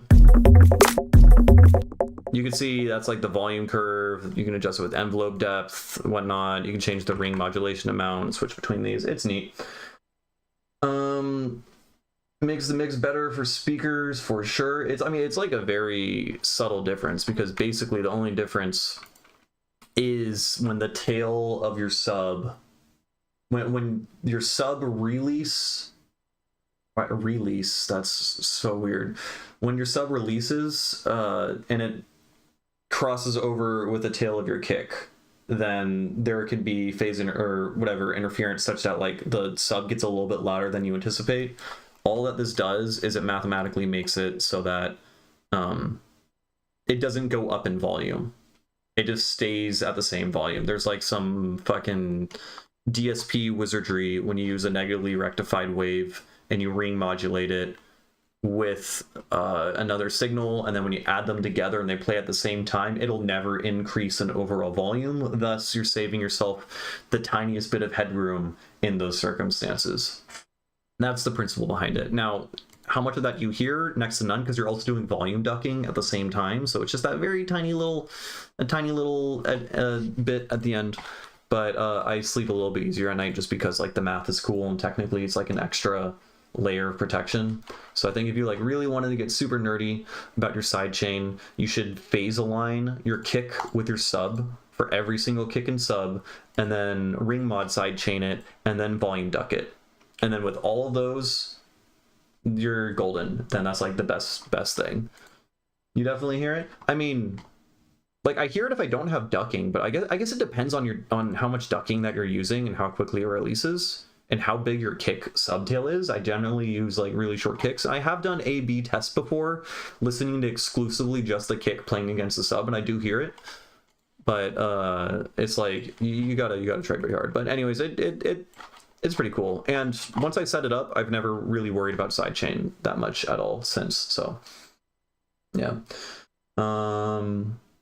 Okay, what were we talking about? We're talking about neutral chords and stuff like that. Oh yeah, because I'm gonna randomly subject you all to fucking microtonal theory. So in 23 notes per octave, your perfect fifth is super bad. It's like 670 cents or something, right? So it's like 30 cents off. We can go to 23 Ito. It's 23.7 cents off, right? If we go down to our intervals, we want to hit something at 702 cents. We have our 13th note in the 23 note scale is at this, and then our 14th note is basically the exact same distance away but sharper. So you have two perfect fifths here. You have one that's flat and one that's super sharp, and so you get like different fucking chords and qualities and whatnot. And the sharper fifth is the 14th set. Let's get a better 23 tuning there. So if we use yeah, this is our root note.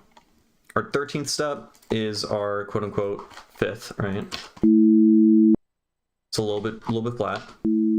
Let's give it a tiny bit of harmonics so that you can hear like the interval quality a little bit better.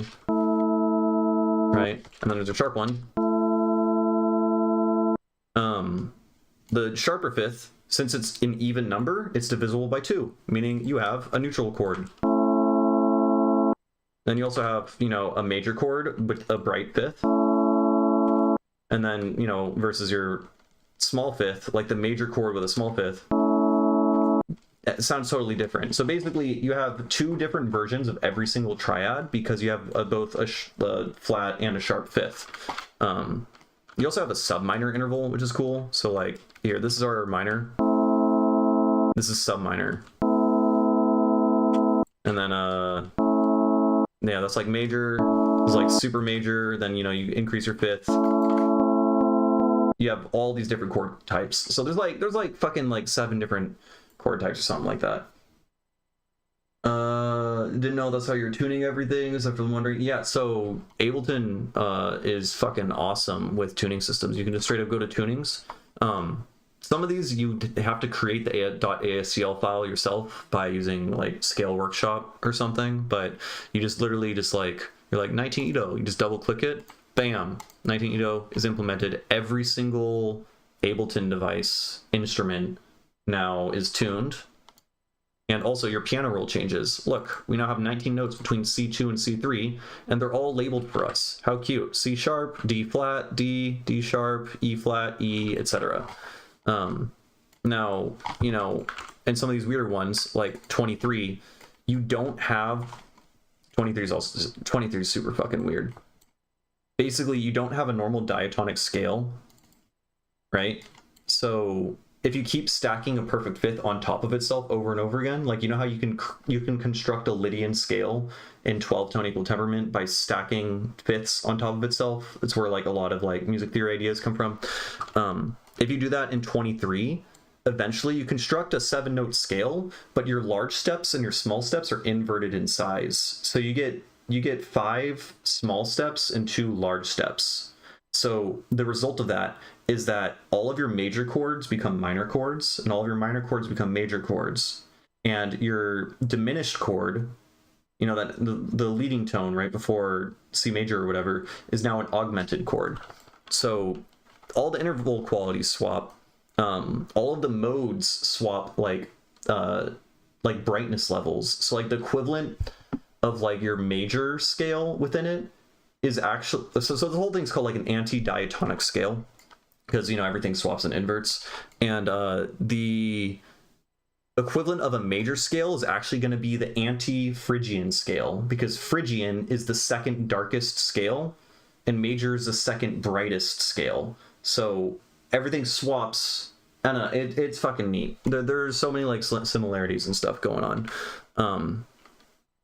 Yeah, that, I don't know why I got there. I just wanted to talk about it because I've been studying 23 in particular a lot. But oh, something else you can do. So you don't have a normal diatonic scale, right? But you do in 23 you don't have a diatonic scale, but in 24 you do. 24 is a superset of 12. So in 24 you can play the exact same, you can play 12 notes per octave in 24. There's no problem. So if you were to construct, let's pretend we're in 24 right now, right? Actually, I think we can just like import it. Let's import 24, right? And so we just play our notes. They're all, you know, large step is now 4 steps instead of 2 steps because everything's times 2. And then, you know, we go ahead and we do that. This is the exact same scale as 12-note diatonic major scale, right? Now, if we change this to 23, what we've done is we basically just smushed and cut off a final step, right? So what we can do is, I like to call this like hobbling, quote unquote, a scale, is you can just find one random note and you can just like squish it down. So now you have 3 different step sizes. You have your large step, your small step, and your medium step from the step that you squish down. And as a result, this now sounds like the major scale. So like, hold on, I've been yapping the whole time, but you know, we should actually like know what the fuck this sounds like, right? So we can do something like that. it sounds very familiar. It's structurally the exact same thing. It sounds a little bit off, right? Because, you know, everything's like tuned a little bit differently. But what's really cool about this is, as a result of me like squishing or removing a step or hobbling it or whatever, is that once we get this is kind of like an anchor point for where we switch between flat and sharp fifths, because this is a dual fifth system. So all of your major chords that occur before that, like this is going to have a flat fifth, right? And then if we let's fold it, and then we go through here and go through here and whatnot, and then, you know, we move that up, and then we go through here, and then, yeah, that's pretty much the whole entire thing. Some of these chords are going to end up having sharper fifths. I think it's, I can't remember exactly how it works, but basically, as a result of, yeah, squishing and there being one step that's like medium and small and large, there's going to be inconsistencies in interval sizes, so everything ends up like fucking inverting and getting weird. So yeah, it's cool. Been very fun studying it. It sounds especially like a detuned piano, because again, like the interval qualities are inconsistent. So, you know, you're playing different chords and scales and whatnot. The actual sizes of those, what the intervals should be, are changing because your perfect fifth is changing along the scale. Anyways, I've been yapping too much and my brain is starting to fucking explode. So, but yeah, that's why I've been obsessed with 23. It's so fucking alien and weird that you have to start doing really out of the box stuff to make familiar sounding music. So.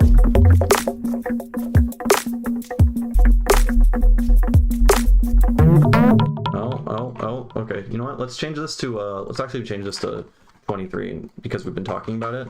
So I have to, move this down.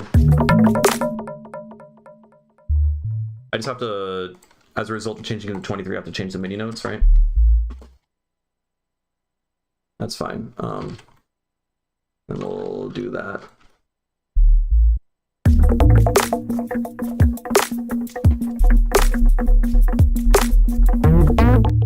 Why?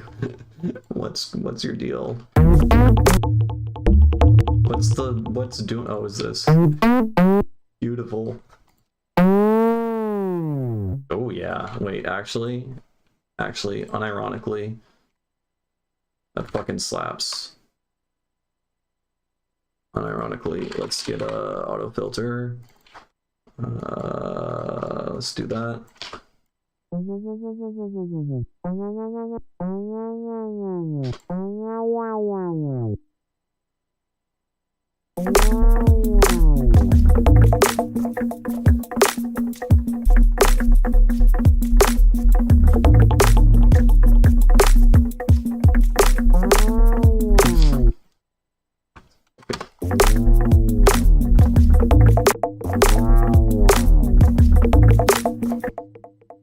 Yeah, same. I mean, it seems like there's kind of conjoining, like, I mean, yeah, it's auto filter, they put the saturator in it, they put a formant filter in it, so instead of me having to use a Max for Live plugin, I can use that, or I'll use both of them. But it seems like it's just straight up, like the Max for Live formant filter that I always use. Okay, so let's, how should we do this? I mean, we can, well, let's do the hobbled diatonic scale I was just talking about, right? So it's 4 steps, and then 2 steps, and then 4 steps and 4, like all over again. One more time, and then that. Except let's switch down there, right? And then so now we can shove this over here, fold, and then this guy over here.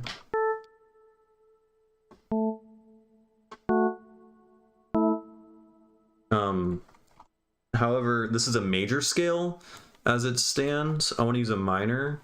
So this is equivalent of, this is our A, or this is what is A right now, because this is 2 steps down from C. So we'll make that our root, right? Bam.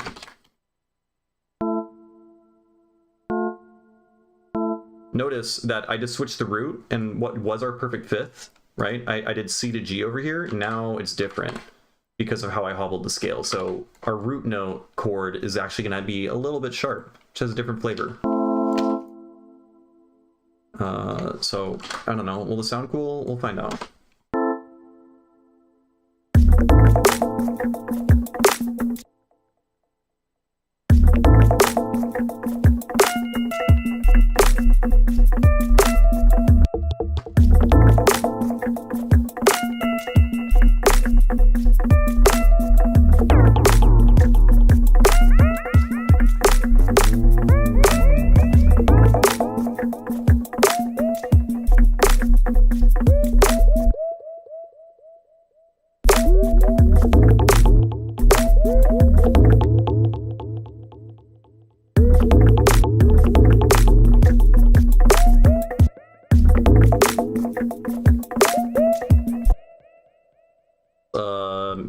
Make up some fucking chord progressions right now or something. Let's just do that.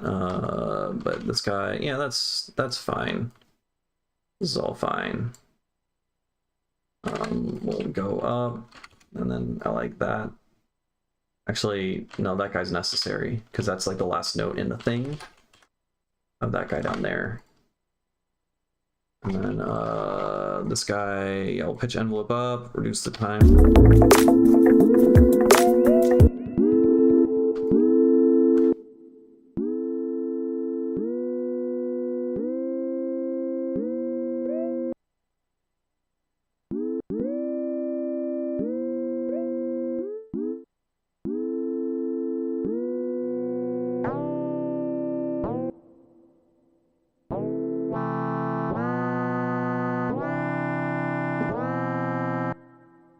Reggae chords, yeah, we can. I mean, I always do this, but fuck it. Let's go chord trigger, and then we'll just have a utility mute.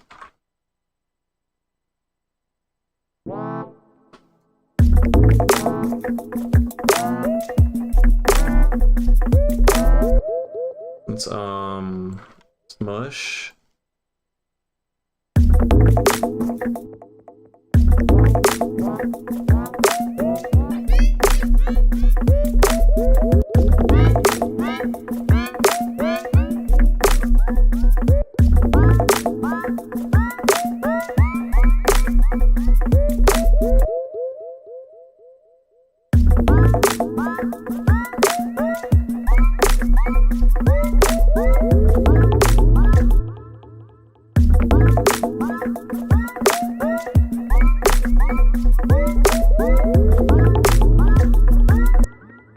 Let's get a seventh harmonic.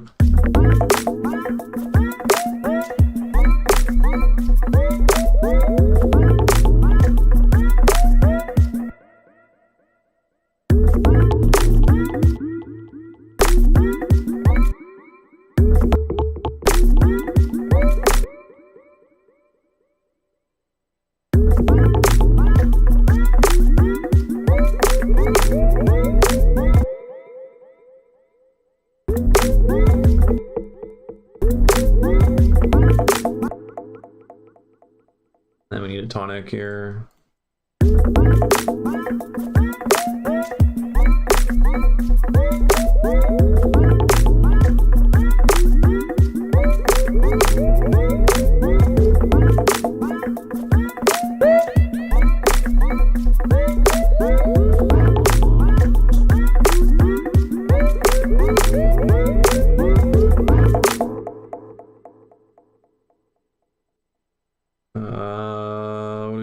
What do we do?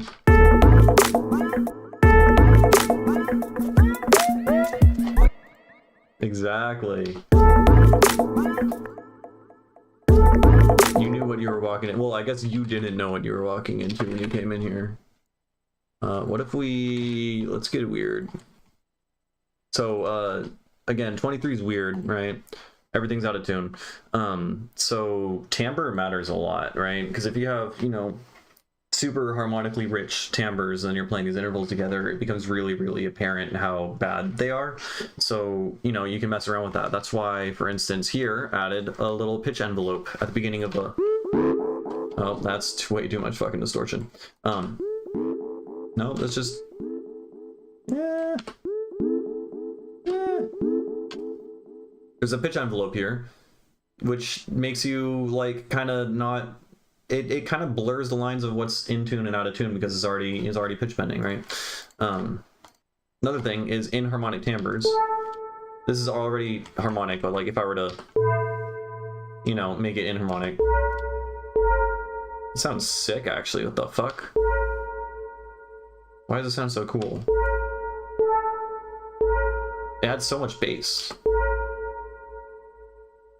Oh, it's because and when you phase modulate two signals, the resulting harmonics come from subtracting and adding them together, right?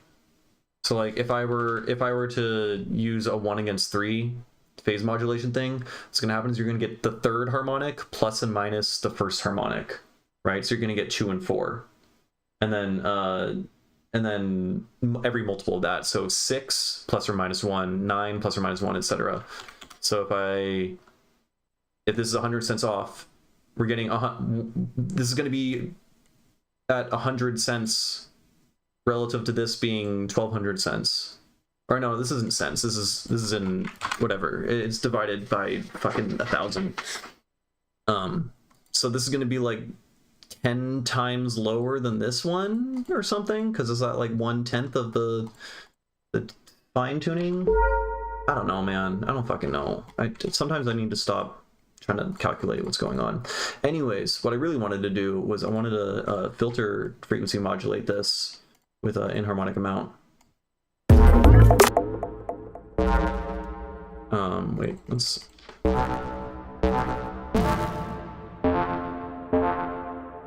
Right.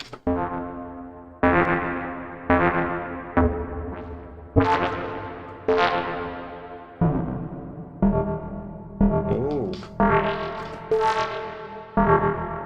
It's kind of cool.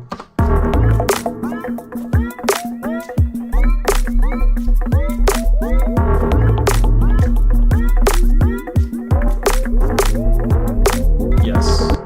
Yes, it is. Of course. I have producer posture. Good eye. You know how we be sitting. I'm out of disk space, so apparently OBS has been recording constantly, and I probably have like 20 gigs of fucking video footage I need to delete. Oh,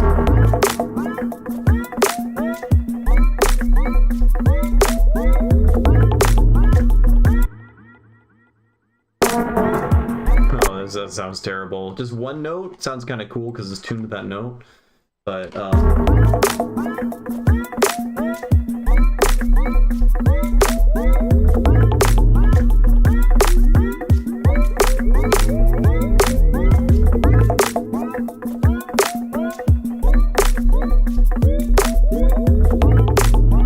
okay, I mean, that's kind of cool, I think. I don't know, we can make like a fucking breakdown over here.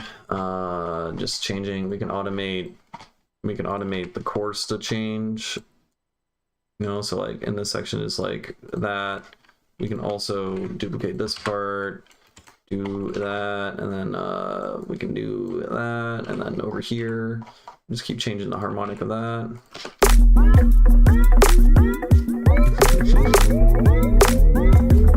This is how it starts.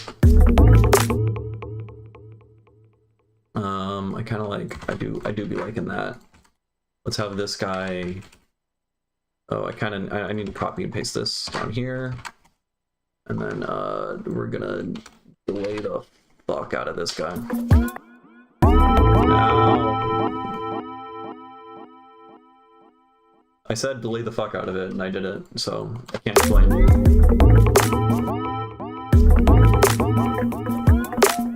And that accepts fuck. Why are you stupid? I mean, we could just like I can also do that, duh.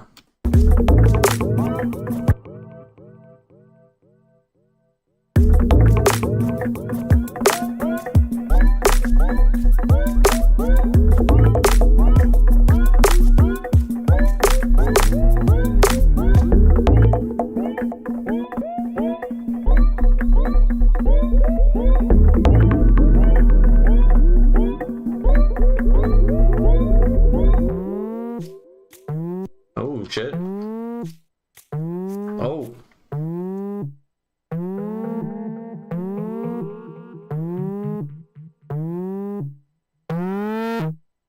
Kind of bangs. Okay, we need what? Riser? Restoration riser. I use this riser on literally every single song. Every single one of them. Every single one.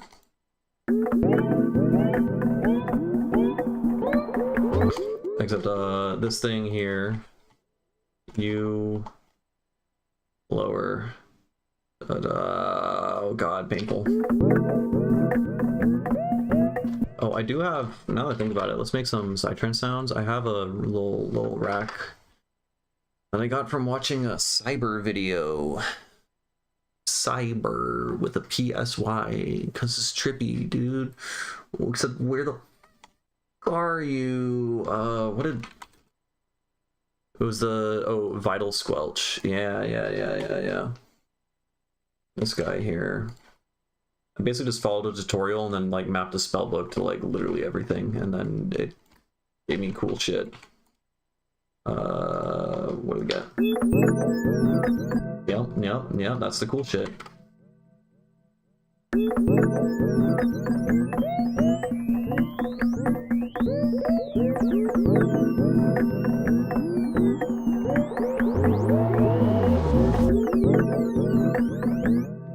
I mean, that's all you need, really, right?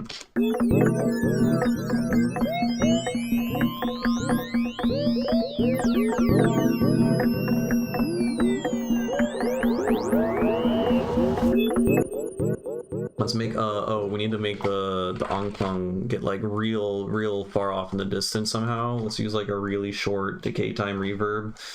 With a high cut, and then it'll go off in the background, and it'll be like, guess what? It's still here, and it's gonna get really fucking loud now, right? I think that's the idea. We'll do that, and then it's like, oh, you thought it was minus 5.22 dB? Nope, it goes back to 0, and then what do we do here? Wait. Let's copy this section. We'll paste that over, paste that there, and then I'm thinking like we get kind of breaky with the drums a little bit. We get kind of wonky, right? I don't know. What do I do? Need more hats or something? I mean, I should probably just listen to it and then actually like deem what I need to do.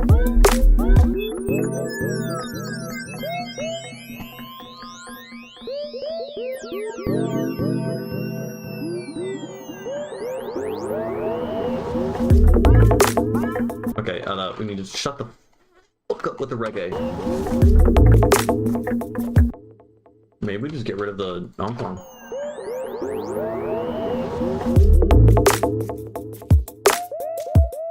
Kind of sick, honestly. A little minimal. Get kind of minimal, you know, and vibey.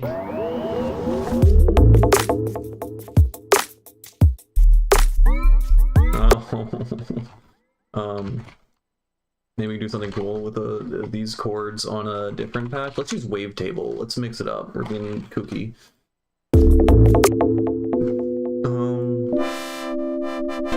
What can we do? Filter. Let's switch this to harmonics. And then that, and then we'll get a spell book. And then wait. I know what to do. Change the bass up? I mean, maybe like a slightly different patch, but I feel like really just emphasizing it and then making it super fucking minimal, taking everything out, and then just echoes out, you know? and then you got a little like a dub fucking siren or something. I don't know. It's because it's like minimal and it sounds very dubby because of all the reggae, Jamaican influence, whatever, you know. God, I wish fucking autofilter rate. Why? Oh my god, the autofilter update. It's gonna make the rate better. I swear to God, if it doesn't make the rate better, because like I can just put an LFO and then map it to the frequency, and then that does the thing I want, you know. Anyways, let's do that, and then we're gonna do the same thing over there.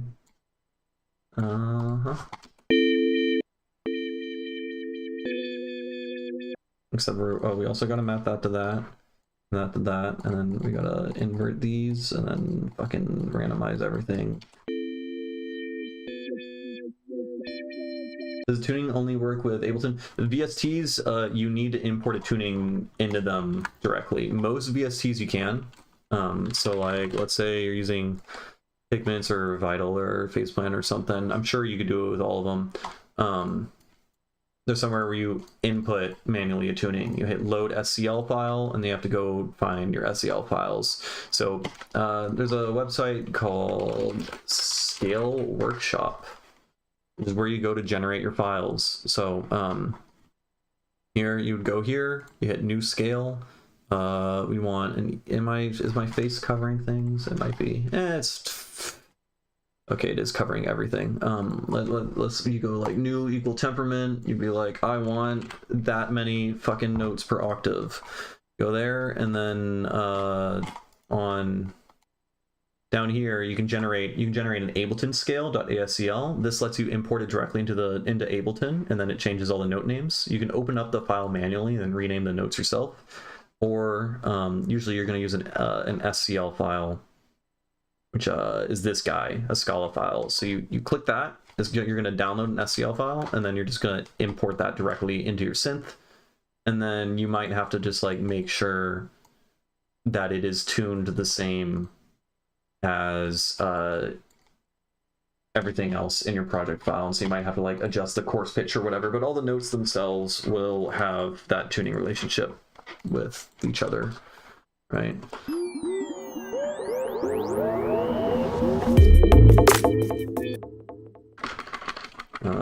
Let's go bam, and then let's go bam.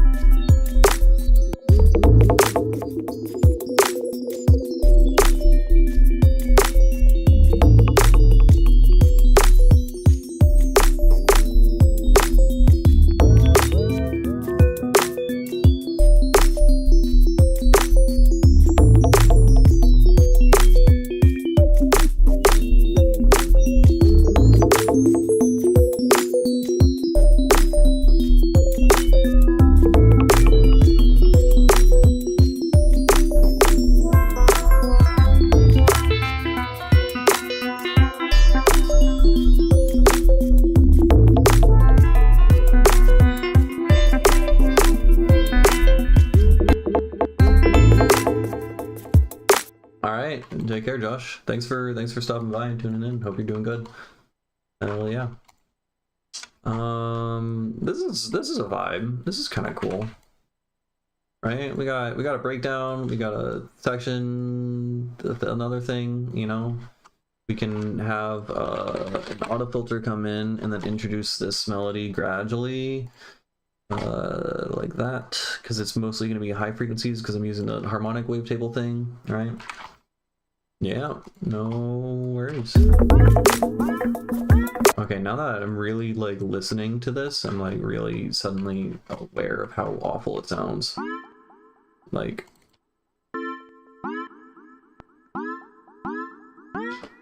what the fuck am I thinking?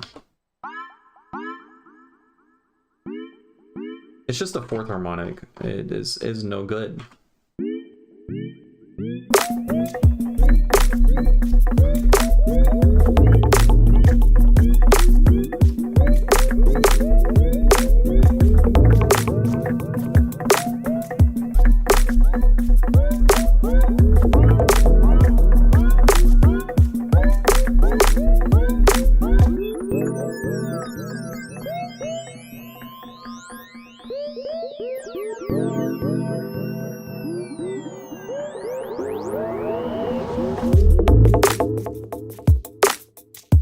We need to make the onclung way fucking louder.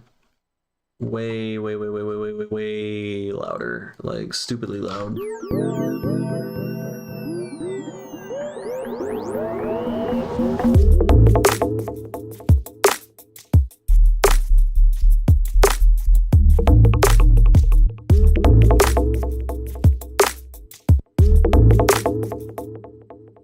Probably more release on the sub.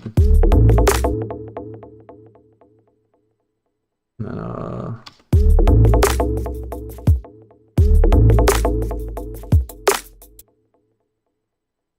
alright, what even does this look like?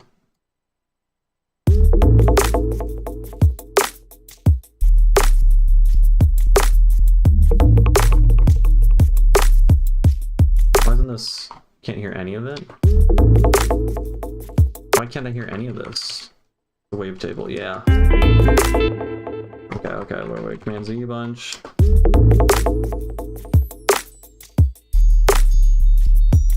I mean, I'm just wearing headphones right now. I don't know, I have no idea what you're talking about with the bass. Like, you just don't like how it sounds in context of the song. If it sounds blown out, it most definitely is. It's probably just peaking at 0 dB. Yeah, it's definitely too loud, but it's just a sub. It's really just a sub bass. You want it to be like...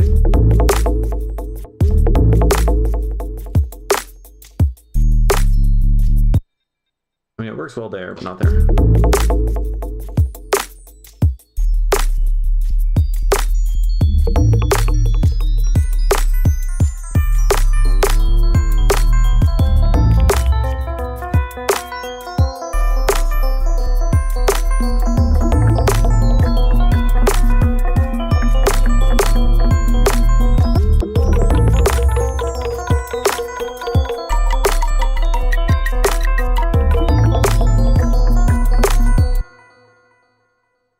This needs to be way better than just a fucking...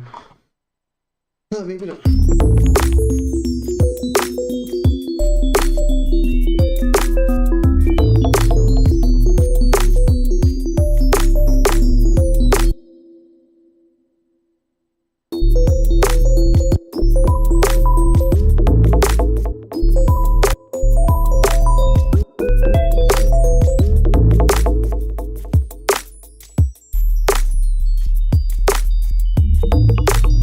Okay, definitely the fade in thing does not do it.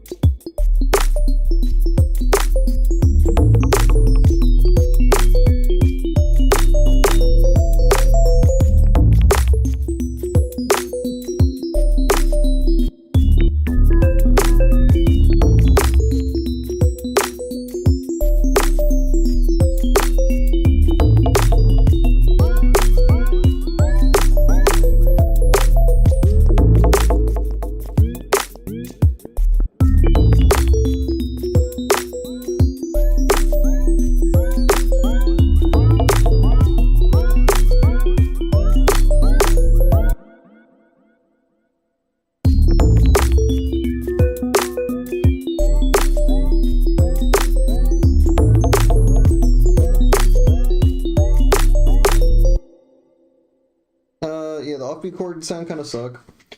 Kind of one of my problems. I just start mixing as I'm making music, taking up too much time instead of focusing on composition. I mean, yeah, if you're like... I mean, I don't know what exactly to... I mean, again, I'm only listening on headphones, but I feel like the bass sounds fine. Unless you want it to have more harmonics and be more of a present thing as opposed to just a sub. But, I'm sure.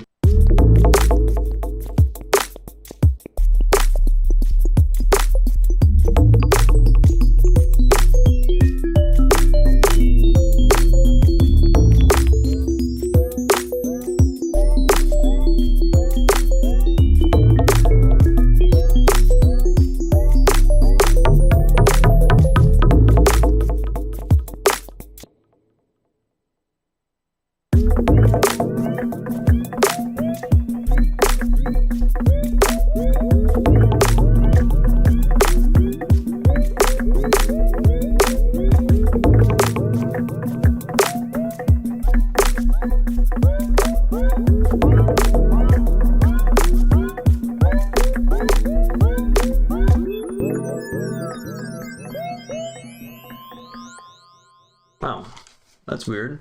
Because like I don't think it goes anywhere above like -6 on this.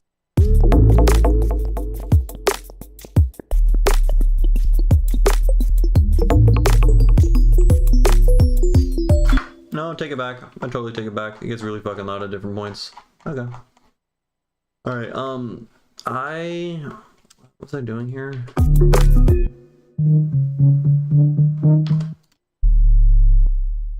Well, no, that was because I added the saturator.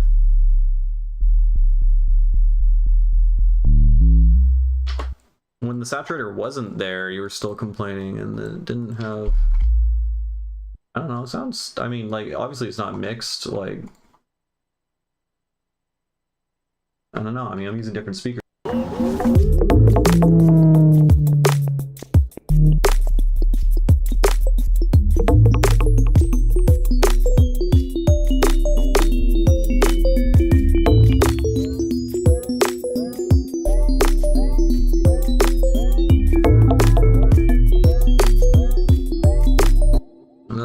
Isn't in this section unless you're talking about this guy. I thought it makes sense.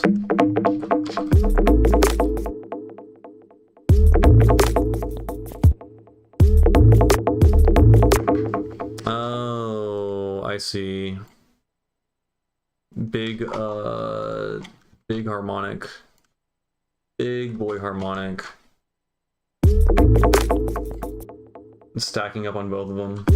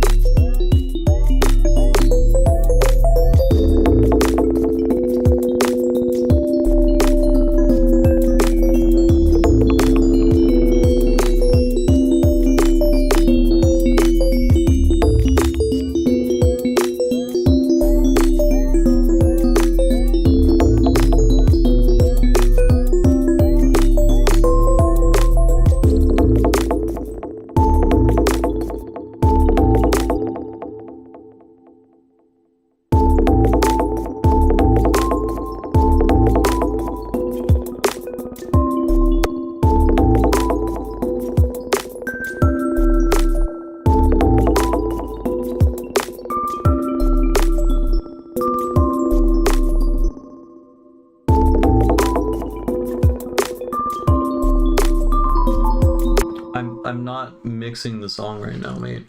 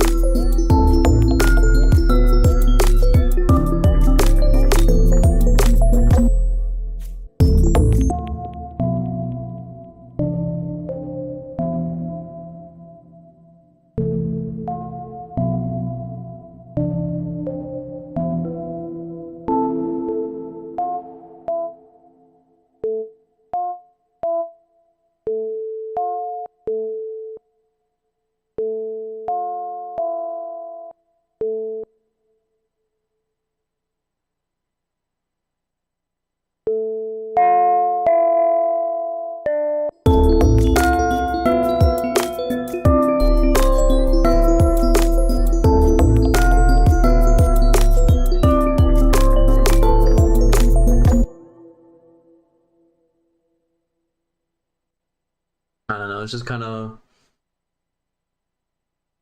I don't know. I'm not sure what else to do to this. It's not like a great idea. No, there's definitely potential there. I think like I don't think it can jump straight into the chords and stuff. I think we do got to go directly into the kind of minimal delayed out thing that I had in the beginning, and then we introduce chords gradually, and then start to add more elements, and then it gets all progressive and sad sounding or whatever because we're playing some like minor whatever, you know.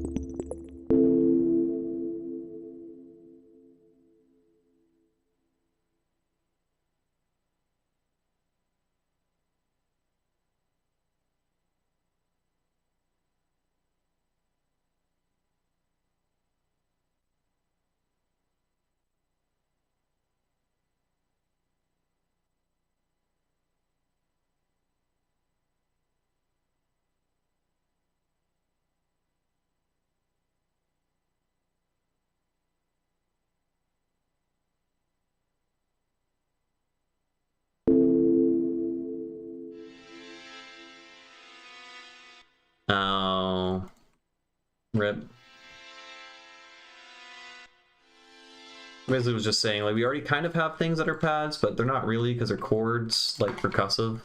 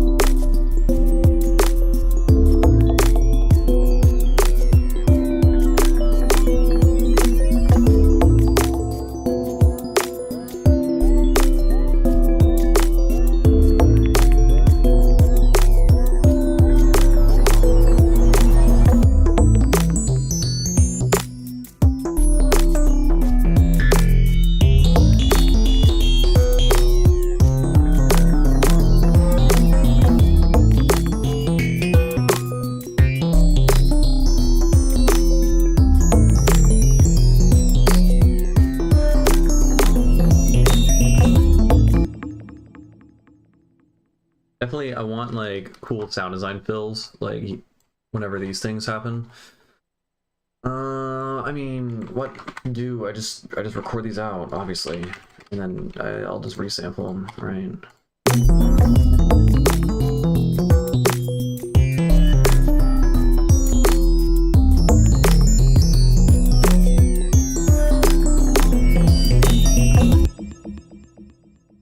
All right, so we have this guy.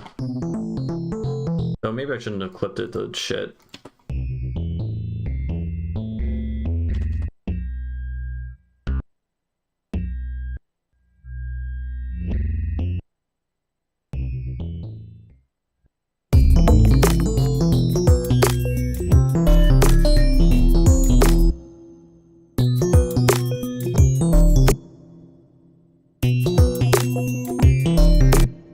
Kinda cool.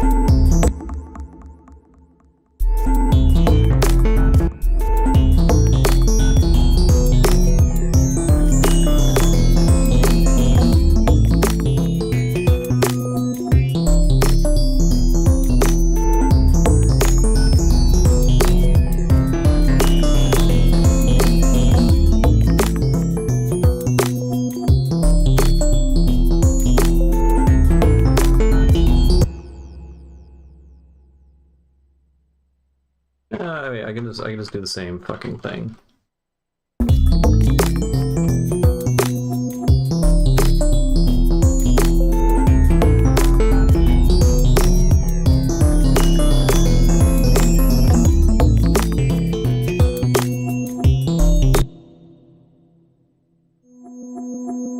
My camera's in a weird spot.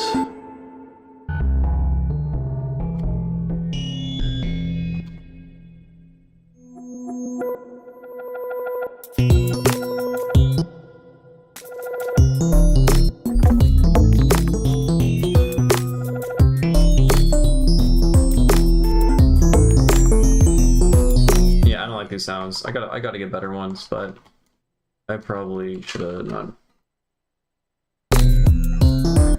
used a super distorted thing. I think I'm burning out. It's been like about 3 hours. Okay, let's go back for a second. Let's zoom out a little bit.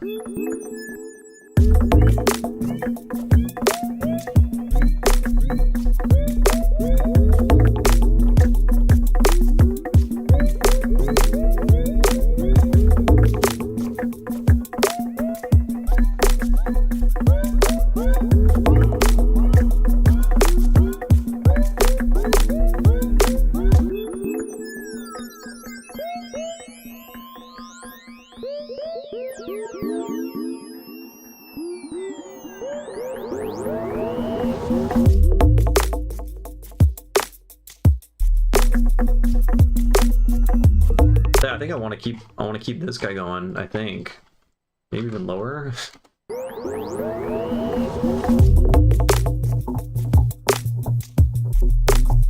Oh shit. Okay. This is gonna be a cluster. This is gonna be a fucking nightmare. I'm gonna do this before I go to bed. Yeah, I think it's definitely got potential. Here, let's steal all of that and put that here.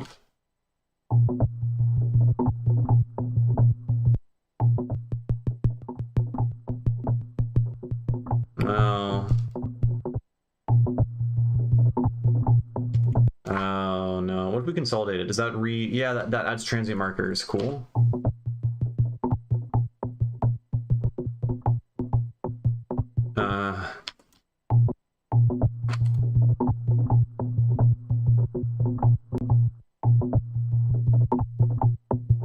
Let's put this.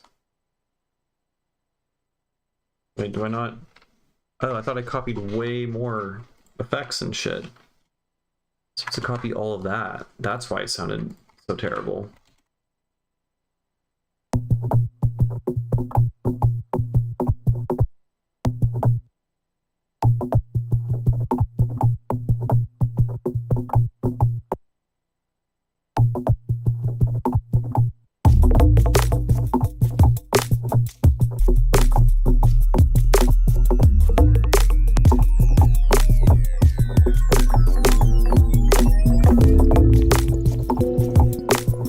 Now we can start. Okay, now we actually have an essence, something going on at the initial drop, and then we can fade the shit in.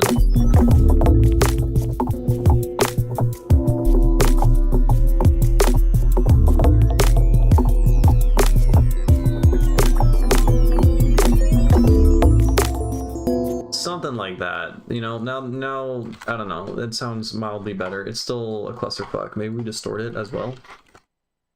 Just cause fuck it. Maybe, I don't know. We don't distort it. That's not the move, unless we cut out the lows first.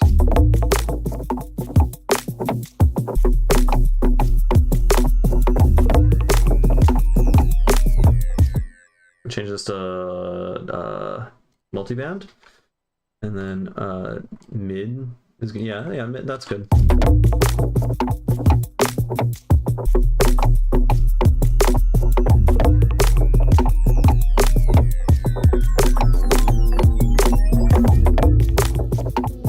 Filter LFO. Yeah, maybe at the beginning of the chain. Could be cool.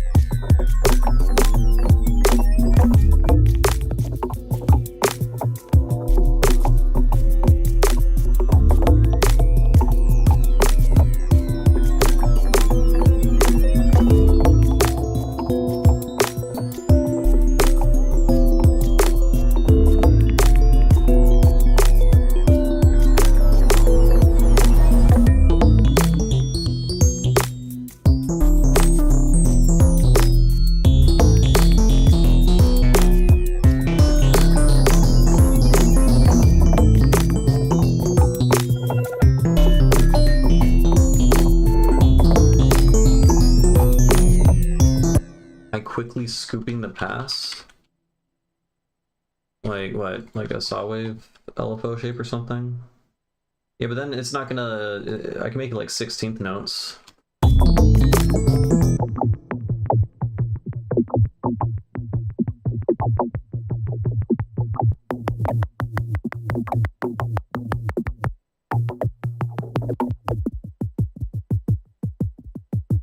I mean, that creates a cool sound, but...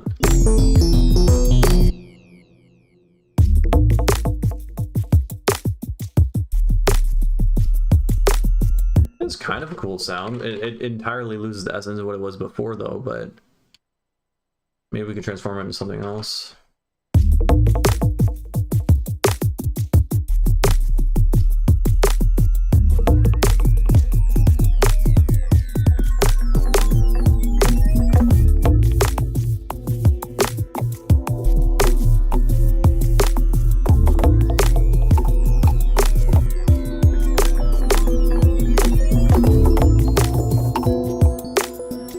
I think just like this idea. There are some issues, like I don't like the high pass bit in particular. Not the high pass, the high frequency stuff. That bit. Yeah, maybe.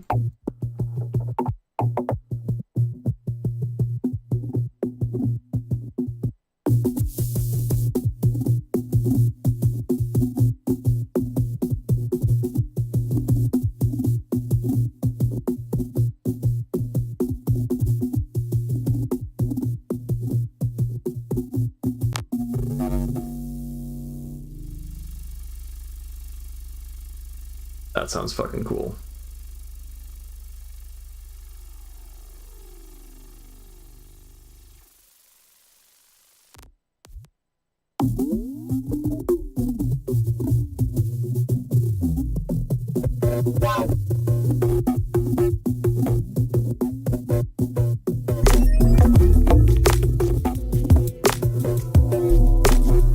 Oh shit, actually, dude?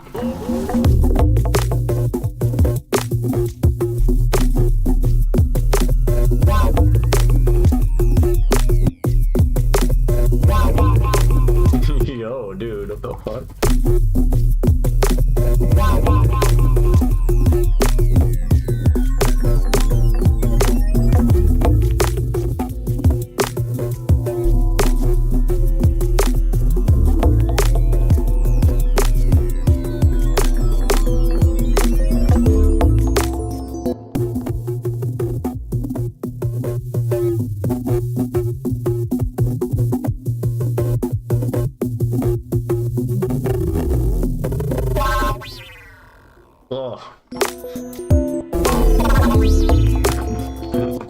That's fucking sick. I don't use the resonance clipper enough, man.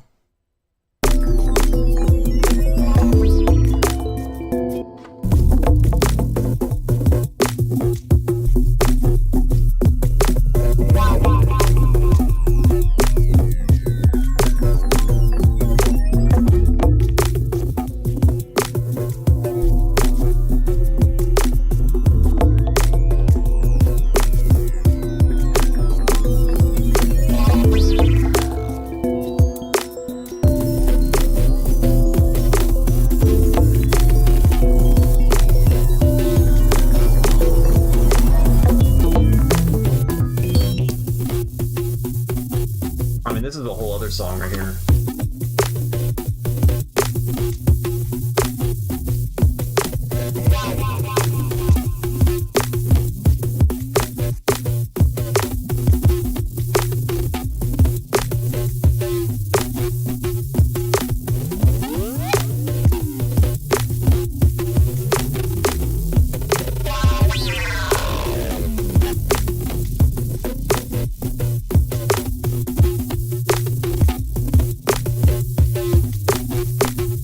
Yeah, that's a good idea.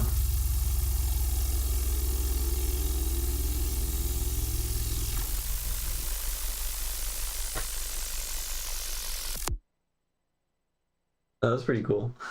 Oh shit. Okay, scale thing.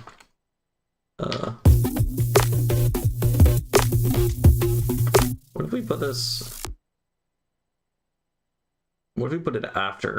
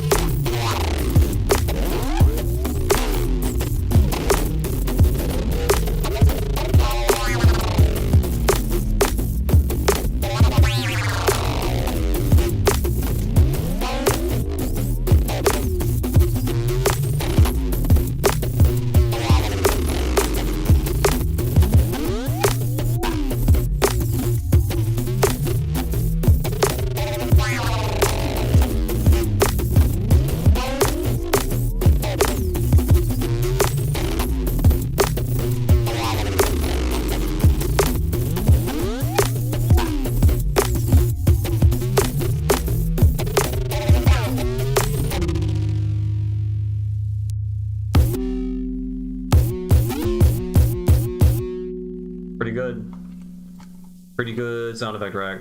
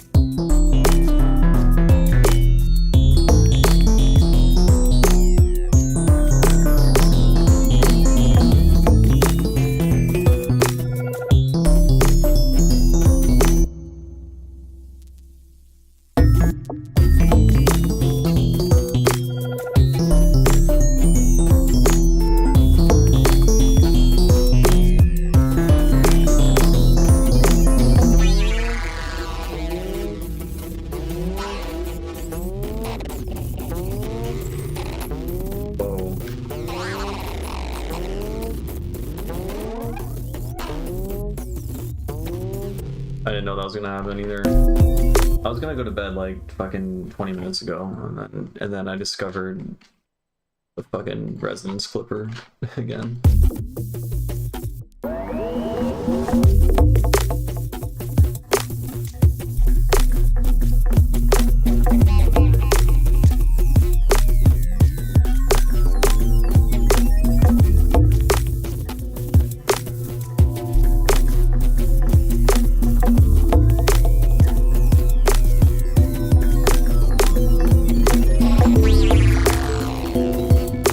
Yeah, it sounds like Harmer, because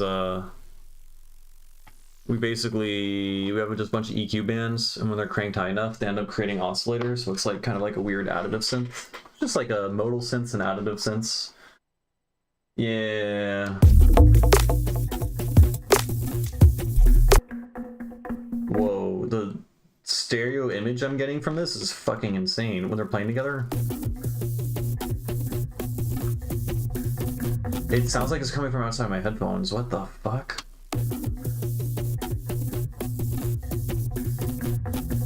Oh, that's crazy. Okay, it's probably not mono-compatible then.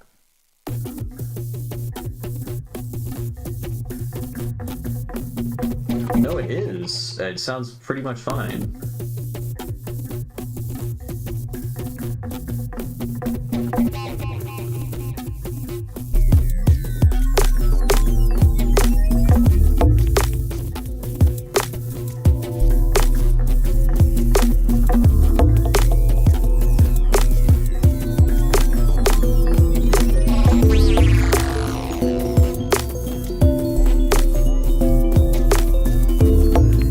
It's not individually. No, this does sound pretty weird. Oh, it's the reverb. It's the fucking reverb on this. So we have a really short... Why is that happening? I guess there's a really short decay reverb that's cranked the whole time. And everything else that is layered with is a completely dry signal, and it's also got this, like, you know, there's sound that's hard pan left and right. And I guess that just sounds confusing as fuck.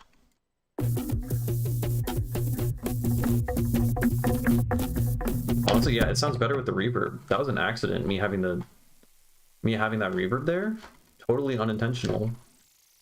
I don't really use short decay reverbs like that, like, ever, or like mostly wet reverbs like that.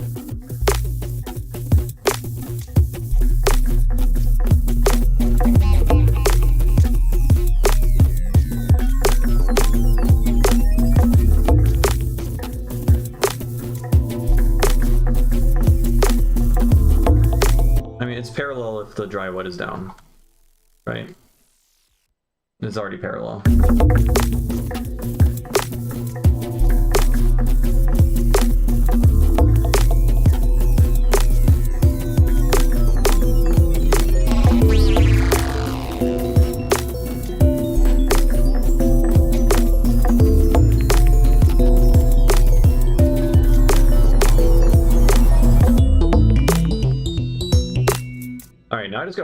I just gotta work on making this transition work. But this sounds fucking sick. And then we could hypothetically big crazy sound design bud pie section. I can't spell. I'm looking like Mr. Leaky right now. Yeah, there's stuff going on for sure. I guess this could also, if we're trying to do it like 4 sections of 4 bars or whatever, then like we could have this, we could insert another 4 bars right here. I don't know, I think that's for later me to figure out. I've lost all subjectivity. Yeah, it's late. And like, I don't know, this is sounding really fucking weird to the point where I would not be surprised if this sounds like absolute dog shit tomorrow morning when I listen to it. Okay, what do we call the song? PI, you're the only person chatting, so all the pressure is on you to give this a name. What do we do in this song? It's in a hobbled scale. We got enclungs in it. Should have been asleep like 3 hours ago. Yeesh. I should have... I usually go to bed around now. It's not terrible. It's not terrible. What the fuck do I call you? Wait, I still didn't. I need to save this. Okay. 250315.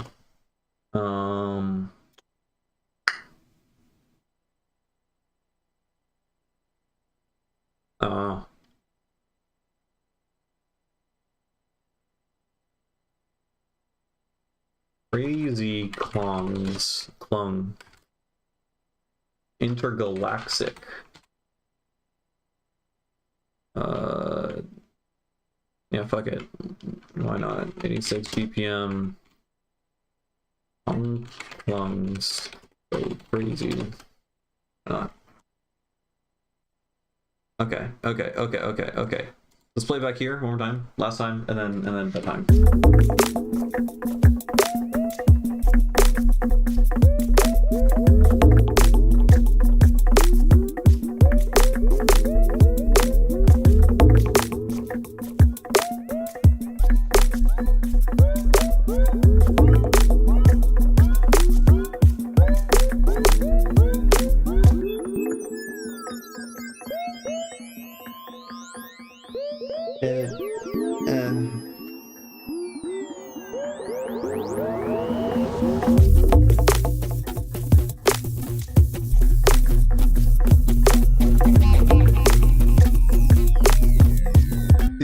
It's just not in key.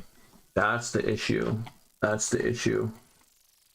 this is just playing. I just threw in an Onclung A sample, and now it's being distorted like crazy. I mean, I could tease it. I can make it work if I have like a really long reverse reverb tail or some droning thing playing that. No.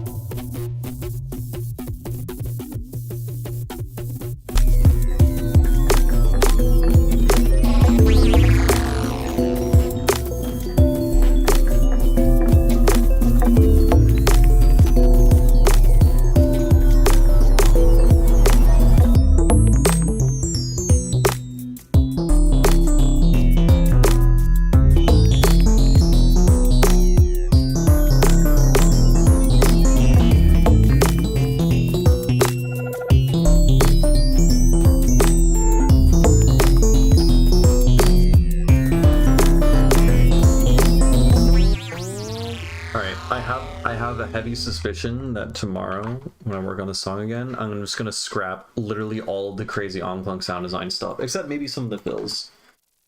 I think I have a suspicion that this does not really work at all with what I'm doing here. Again, it could be its own section. I could just move all this to its own section and it do its own thing, in which case that would be cool. But yeah. Alright folks, I'm done streaming. It is the end. It's been fun. I hope you liked it. Maybe you learned something. Maybe you didn't. Maybe you just stayed up way too late. Maybe. Alright. Yeah, this is fun. I'll probably, knowing me, I'm streaming again tomorrow. So I'll be around. Yeah, take care everyone. Have a good night. Or good morning. I assume it's probably like the afternoon or morning if you're watching me. Because you'd be a reasonable human and not watching me at 2 in the morning. So, yeah. Alright, good night, y'all. Later.